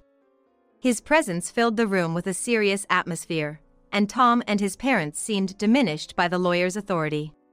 First, the lawyer explained that we would be seeking compensation from my mother-in-law for the theft. Then, he laid out the evidence of the unreasonable demands and treatment from Tom and his in-laws. Including the diary I kept for such incidents, recordings I had made, and the footage from the small camera, all of which were admissible as evidence. He explained that we could claim damages for the mental anguish they caused. When the topic of divorce and the ensuing financial settlement came up, Tom, in a panic, got up and began pleading with me. "Throw away this stupid idea of divorce, we're in love, aren't we? You don't seriously want to split up?" As he groveled, his parents chimed in, "That's right, rethink this, you can still turn back." It was clear they hoped I'd withdraw the divorce, but I felt it was a waste of time to even engage with them. "We're not in love anymore, so that's inaccurate. I genuinely want to split up. If necessary, I'll consult my lawyer as many times as needed, even if it takes a long time or we end up in court." My firm rejection made Tom slump in defeat. Deflated, perhaps due to the authority of the lawyer's title, Tom's parents also quieted down and grudgingly agreed to the divorce. When the lawyer asked my mother-in-law why she stole, the shocking truth emerged. She was a reckless spender, and after splurging on shopping, she found herself short on living expenses. Unable to tell her husband, she planned to borrow money from Tom. He was on a business trip, so he told her, use the spare key. There's money in the bedroom drawer, take it. She did, but then noticed the rings I left in the bedroom and thought there might be more. Rummaging through my room, she found the jewelry box and the locked box, which she quickly took to a locksmith. I lost the key, she lied to get it opened, took the contents, and replaced the empty box. Every time she was short on cash, she would sneak into our house and steal more. Hearing this, my father-in-law turned on her, calling her the lowest of thieves. Despite their insults, my parents ushered them out of the house, and they left in a loud commotion. I never went back to that house, leaving the disposal of the furniture to them. My ex-husband and his parents began living there. But due to the financial claims I made, they couldn't afford to pay, and the house and land were eventually seized. I heard from neighbors they moved to a small apartment and lived poorly. However, my ex-husband told me that his father had been leaving all the housework to his mother, burdening her and then blaming her for the theft, causing her to run away with most of the family's money. In a panic, my ex-husband called, asking if I knew anything. I had no contact with her, so I advised, you should file a missing person report, and hung up. The two left behind did indeed report to the police. My mother-in-law is being searched for as a missing person, but so far, she hasn't been found. There's been no word from her, but I wonder if she will eventually be returned to my father-in-law and ex-husband. It seems that they are constantly bickering and fighting with each other now that they have no one to take care of them. Even at the company, I hear rumors about my ex-husband Tom, who is in a different department. Due to the significant decrease in his living standard, he's making more mistakes at work and his performance in the sales department has plummeted. Since he used to get work by being nice to everyone, his mistakes and missteps with clients have led to his reassignment to a less desirable department, famous for grueling tasks like telemarketing. He's becoming increasingly exhausted. Moreover, after committing a major mistake by sending confidential company information in an email to a client, he completely lost his footing. This became a big issue in the company, with various departments scrambling to take measures, and Tom was held accountable and penalized. Eventually, feeling uncomfortable, he chose to resign voluntarily, as I was informed by a well-connected colleague. As for my father-in-law, apparently, he too became more irritable at work due to his fatigue. His juniors and subordinates started complaining of mental distress, leading to his demotion for not being suitable for his current position. This hurt his pride, and he chose to resign in anger. Given his reputation, re-employment was difficult, and later on, Tom tearfully contacted me, saying, "We are living off our savings. Can you help us?" But I had no choice but to refuse. The alimony was already paid, and there was no reason to continue any relationship with them. I politely declined and then blocked their numbers. Finally free from them, I decided to change jobs to a company that had been offering me a good position, as I was growing weary of being known as the divorced ex-wife at my current job. Also, not wanting to rely on my parents indefinitely, I used the alimony to move into an apartment closer to my new workplace. My parents, though worried, respected my desire to be independent and saw me off. I make sure to keep in touch with them and spend time with them during long vacations. In my new environment, my life began to improve. I think I have recovered mentally, so much so that I can think positively. I would like to get married again if I have a chance. Where are you now, when our daughter has been rushed to the hospital with serious injuries? Panicking after receiving a call from the hospital while on a business trip, I contacted my husband. Our 5-year-old daughter had happily talked about having a picnic in the park with Daddy over the phone. And now, she had fallen from high playground equipment in the park and was unconscious. Just wait a minute. I'm in the middle of a business meeting at the office. On the other end of the phone, my husband also started to panic for some reason. Our conversation was not making sense, and both of us were confused. In the flow of the conversation, my husband mentioned a certain person's name. As soon as I heard it, the blood drained from my face. Since we both worked, our daughter, Karen, went to daycare. Despite our busy lives with work, housework, and childcare, we enjoyed our life as a family of 3, cooperating with each other. My in-laws were nice people and adored our daughter. Except for one person. Her name was Sophia, 3 years younger than me, living at her parents' house while working a temp job. So, when we visited my husband's parents' house, we often saw her. Shall we head back? We'll come to visit again. Hey, Karen, say bye to Sophia. Bye, Sophia. As we were leaving, Karen only glanced at my smiling sister-in-law before quickly hiding behind me. Sorry, she's a bit shy. It's totally fine. Don't worry about it. Even if my daughter behaved rudely, Sophia always brushed it off like this. But that was only in front of my husband or parents. Afterwards, she smiled only at my husband, saying, "Come visit again, Hugo." She didn't even glance my way as I apologized. The last Hugo sounded oddly emphasized, or is it just me overthinking? Actually, Sophia and I attended the same university.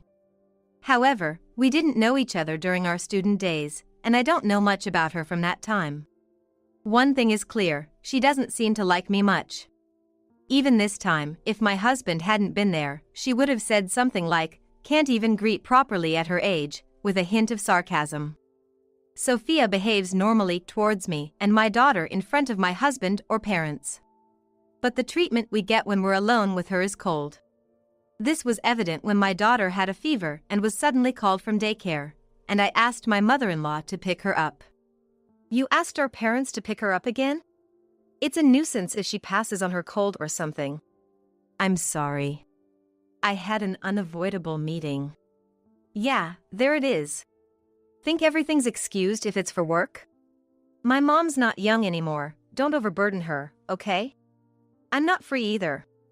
Indeed, we did rely on my in-laws for our daughter, but we always tried to keep it to a minimum and properly thanked them afterwards. And I've never inconvenienced Sophia, at least. Oh, sorry. Compared to a full-time working mom with a kid, me and my retired parents must seem pretty free to you, huh? Sophia sneered, looking at me with a twisted mouth. Nobody said that. Because she always behaved this way only in front of me and my daughter, Karen became wary of Sophia. I suppose she didn't find that amusing. It's natural to have people you don't get along with, and for me and my daughter, that was Sophia. I've tried to keep my distance from Sophia as much as possible, continuing the family relationship without causing trouble. I didn't want to complain to my husband or in-laws about Sophia and risk her bearing a grudge. Considering that, the daily sarcasm seemed trivial. That was until I had to go on a business trip out of state for 5 days due to work. During this period, my husband was supposed to take care of our daughter. My in-laws were away on a trip, so it was tough for my husband, but he was eager, saying he'd go through it. True to his word, he managed the hectic weekdays, and tomorrow was the last day of my trip. I was on the phone with Karen, who had just returned from daycare. What are you gonna do tomorrow? Guess what?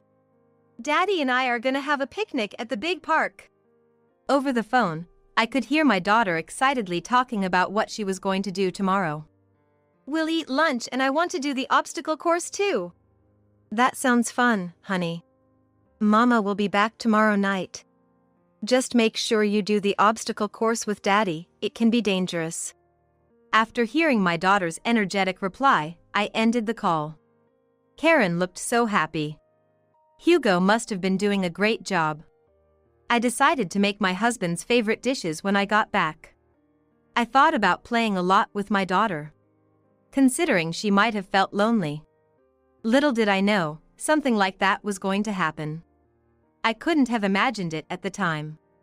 It was the afternoon of the next day, as I was about to finish my last task at work. A colleague, with a grave look on their face, passed me a phone call. Rushing to answer, the caller was from the general hospital in our area. Your daughter has been injured and brought in by ambulance. She's unconscious, please come immediately, they told me. What do you mean? Where's my husband? Confused and struggling to find words, I learned that there were no guardians at the scene of Karen's accident. A nearby parent and child had called for an ambulance. My contact information was in my daughter's belongings, so the hospital had called me. Where could Hugo have gone? I tried to contact my husband immediately. However, no matter how many times I called, he didn't answer. After explaining the situation to my boss, they told me, "Don't worry about work, go to your daughter right away." Grateful for their understanding, I hurriedly left work for the hospital. On the way back, I kept calling my husband and finally got through. What's happening? Why are you so frantic? There's no time for that. Karen is injured and in the hospital. Where are you and what are you doing?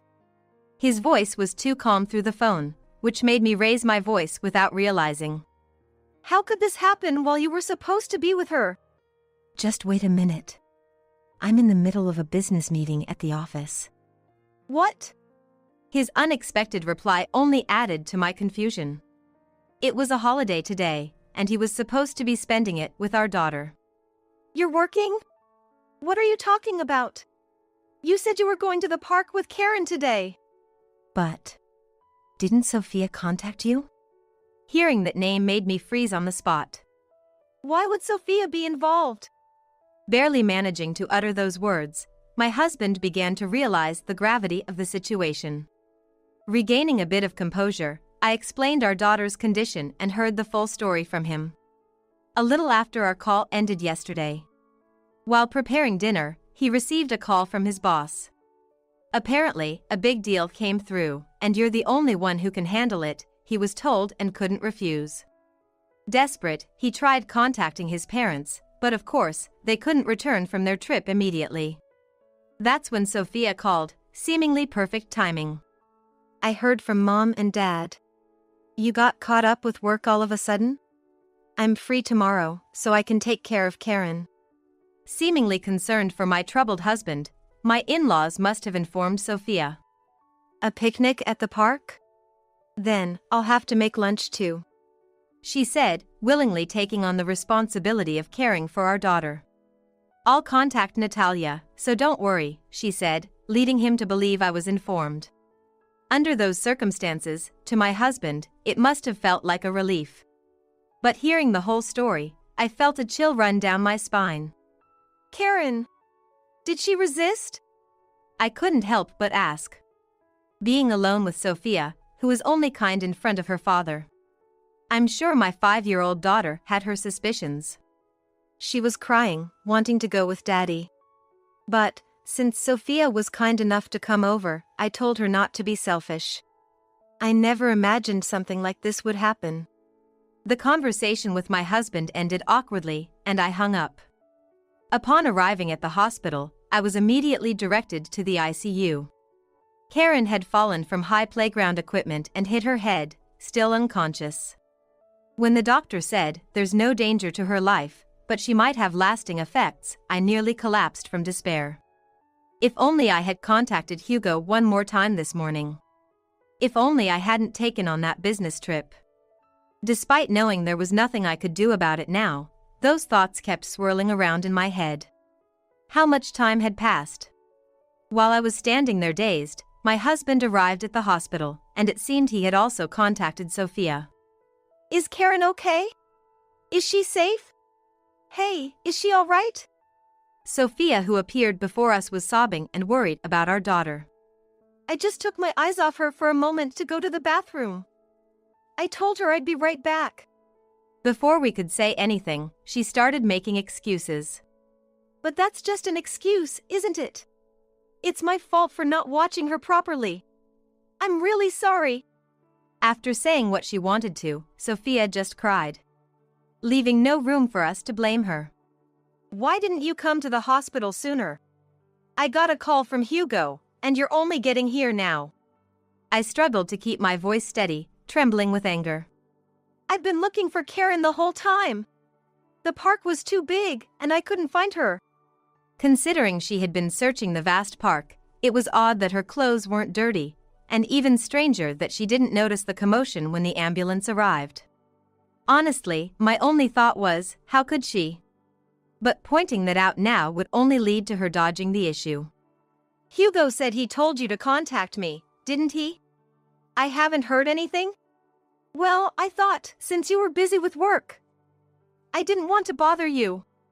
Watching Sophia choke up her words and act as if she was afraid of me, my anger only grew. Hey, calm down, Natalia. She's already feeling sorry, and it wasn't on purpose. Don't be too hard on Sophia. My husband began to defend his sister, seemingly feeling pity for her. What? It's like I'm the bad guy here. I took a deep breath and simply said, okay. Thinking she had been forgiven, Sophia repeated I'm sorry, covered her face with her hands, and started to sob again. But I didn't miss it. The moment she brought her hands to her face, Sophia glanced at me and quietly smirked.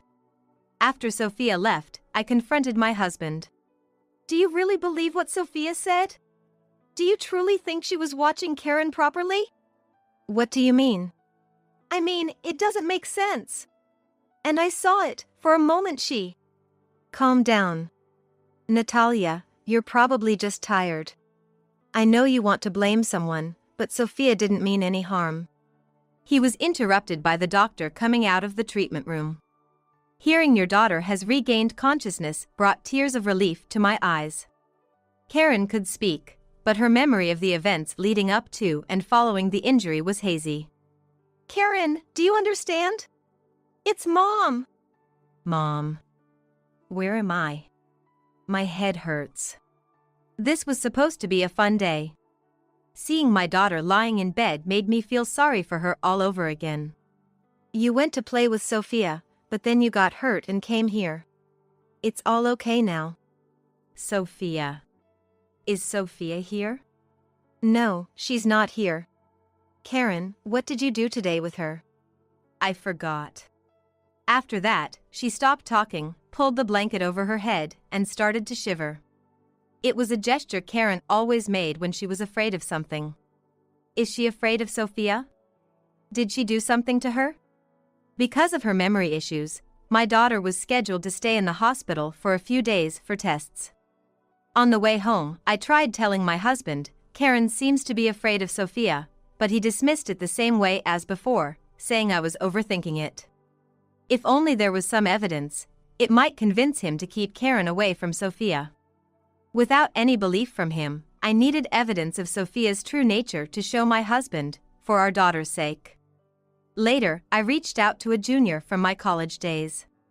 She was part of the same circle as Sophia back then and knew her well. She always had to be number one, a troublesome kid. Friends? As if she could have any. With a liar like that, the disdainful voice of my junior, clearly fed up, is something I won't forget anytime soon. From her, I got Sophia's social media account information. Furthermore, I checked the contents of the cell phone my daughter loves to use for kids. Lately, whenever we go out, Karen always carries this phone with her, capturing videos of the scenery and conversations with people she's with. It's become her latest craze. There might be evidence in here of Sophia treating my daughter coldly, that would be a real find. That's what I thought, lightly. Until I saw the videos recorded on it. To put it bluntly, my suspicions were confirmed. But it wasn't just about exposing her true nature anymore. On the third day of my daughter's hospitalization. On a holiday morning, my husband and I visited his parents' house, and we arranged for them to go visit our daughter in the hospital with him. Using the excuse that it would be bothersome to go to the hospital in a large group, I stayed behind. In the living room, Sophia was leisurely sipping coffee. Hello, Natalia. How's Karen since then? She's much better. She might be able to leave the hospital soon. That's good to hear. Sophia, with her eyebrows furrowed in an exaggerated, theatrical voice, feigned relief. What's good about it? Which mouth of yours is saying that? As usual, Sophia plays the part of the good sister-in-law in front of the parents and my husband. I matched her act, putting on my best kind sister-in-law performance. Well, we're off to the hospital then, said my husband as the three of them left the house, and both Sophia and I waved them off with a smile. Once it was just the two of us, as expected, Sophia's attitude changed completely. What do you want? You didn't stay to make small talk, did you? I faced her squarely, resting her cheek in her hand, clearly annoyed. Could you apologize to Karen? And I want you to take responsibility for what happened this time. Huh? What's that supposed to mean? It's your daughter who's at fault for not following instructions and acting on her own, isn't it? And you think you can keep up that lie forever? I confronted Sophia with copies of her social media posts. They included a post saying, "Woke up early to make this for my boyfriend today," accompanied by a photo of Sophia happily sharing a lunchbox with a man. I also showed her all the posts from that day, detailing shopping and dinner outings. This was the day you were supposed to be looking after Karen. You left her in the park to go on a date with your boyfriend. The story of her searching for my daughter all along was a fabrication, evidenced by these photos. As Sophia looked over each photo, her expression darkened for a moment before she scoffed and tossed the documents aside. What's this supposed to prove? The date on a post can be changed with settings, you know? Indeed, as Sophia said, the evidence might not be conclusive. People often deliberately change the timeline of their posts to prevent their personal information and private life from being fully exposed. This boyfriend of yours, he's an old circle friend, isn't he? I heard from my junior. Wow, you went out of your way to contact someone just to dig up dirt on me. You must be really bored. Sophia laughed mockingly at me, clearly showing no remorse. Such an attitude of belittlement.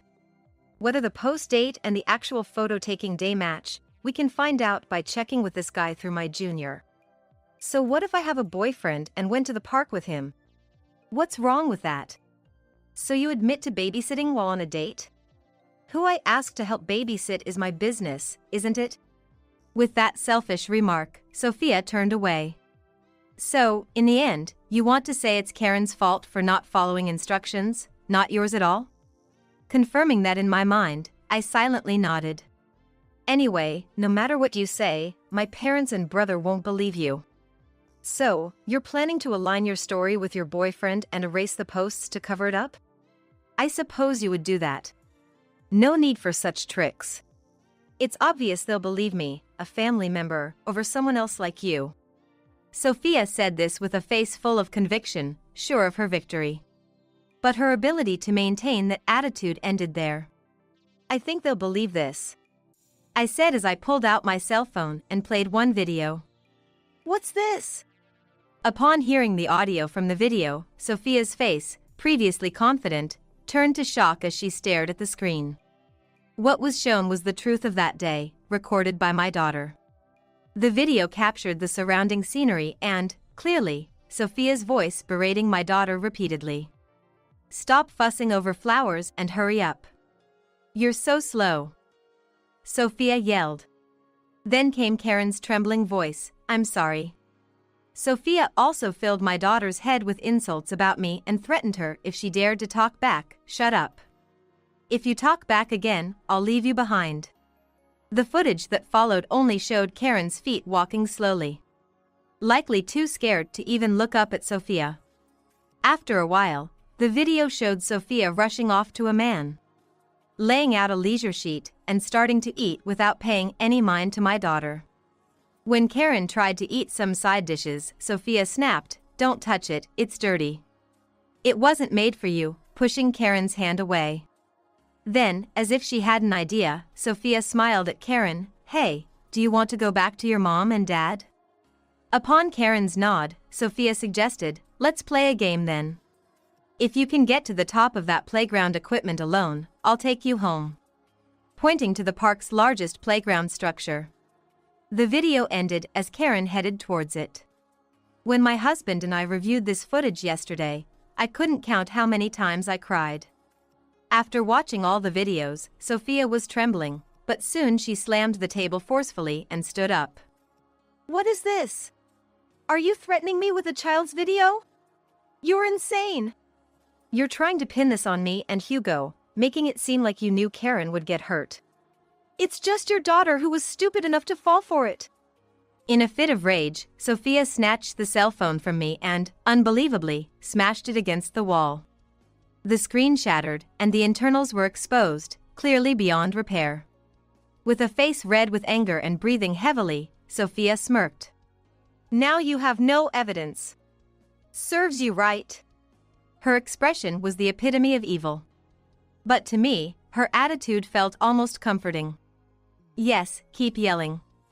Show your true, vile nature even more. I was afraid my heart would be filled with darkness if I let my guard down. So, before that happened, I decided to stop her.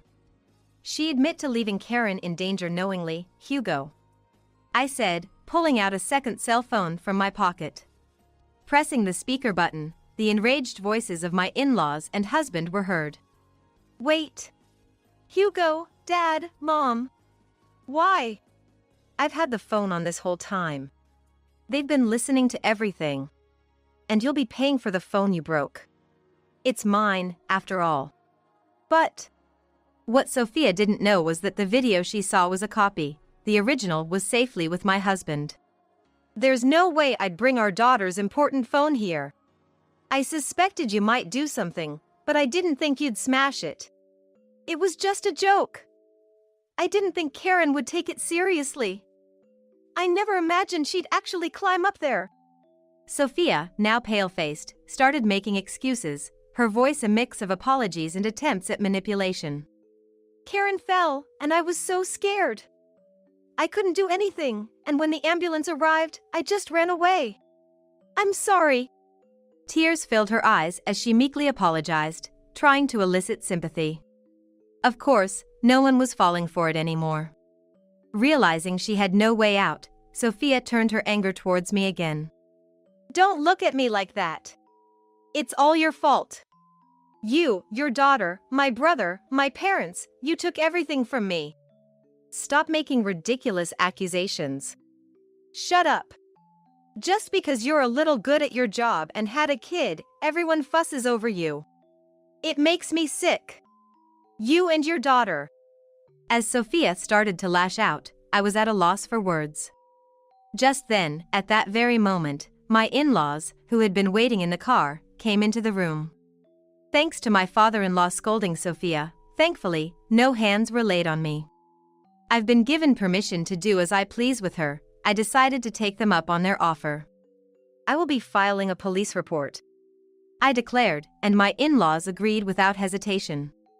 Seeing them nod without any reluctance, Sophia began to cry for real and clung to my feet. Wait. I understand. I'll apologize. I'll apologize to Karen. Please don't report this to the police. Please. Those pleading eyes, looking up at me, she must have been manipulating people like this since she was a child. If you had admitted what you did from the start, I would have given you a chance to apologize. I thought to myself, looking at her as if she were trash. But now, I've lost that feeling. I will never forgive someone like you.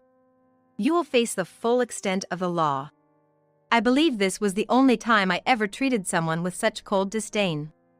I simply looked down silently at my sister-in-law, kneeling and slumped over. My memory of what happened next is vague, and I don't quite remember how we left my husband's family home. Next thing I knew, I was with my husband in our daughter's hospital room. Mom, what happened? Are you okay? Karen's voice finally brought me some peace. We filed the police report that very day. As a result, Sophia was subjected to legal punishment. I had thought our chances were slim since Sophia hadn't directly harmed her, but the police said the videos my daughter took and the call records I had let my husband listen to were decisive. Thanks to that evidence, they could prove Sophia had maliciously put my daughter in danger, thinking it was okay if she got hurt. Though she wouldn't be behind bars for more than a year, for someone with her princess attitude, it must have been quite a shock. My in-laws decided to disown Sophia, sold their house, and moved away, ensuring she wouldn't have a family to return to after serving her sentence. Karen, fortunately, didn't suffer any notable aftereffects and was discharged from the hospital without issue. Grandpa, Grandma, I want this pink one. Next spring, Karen will start elementary school. Choosing a backpack with her grandparents, she's as lively as ever.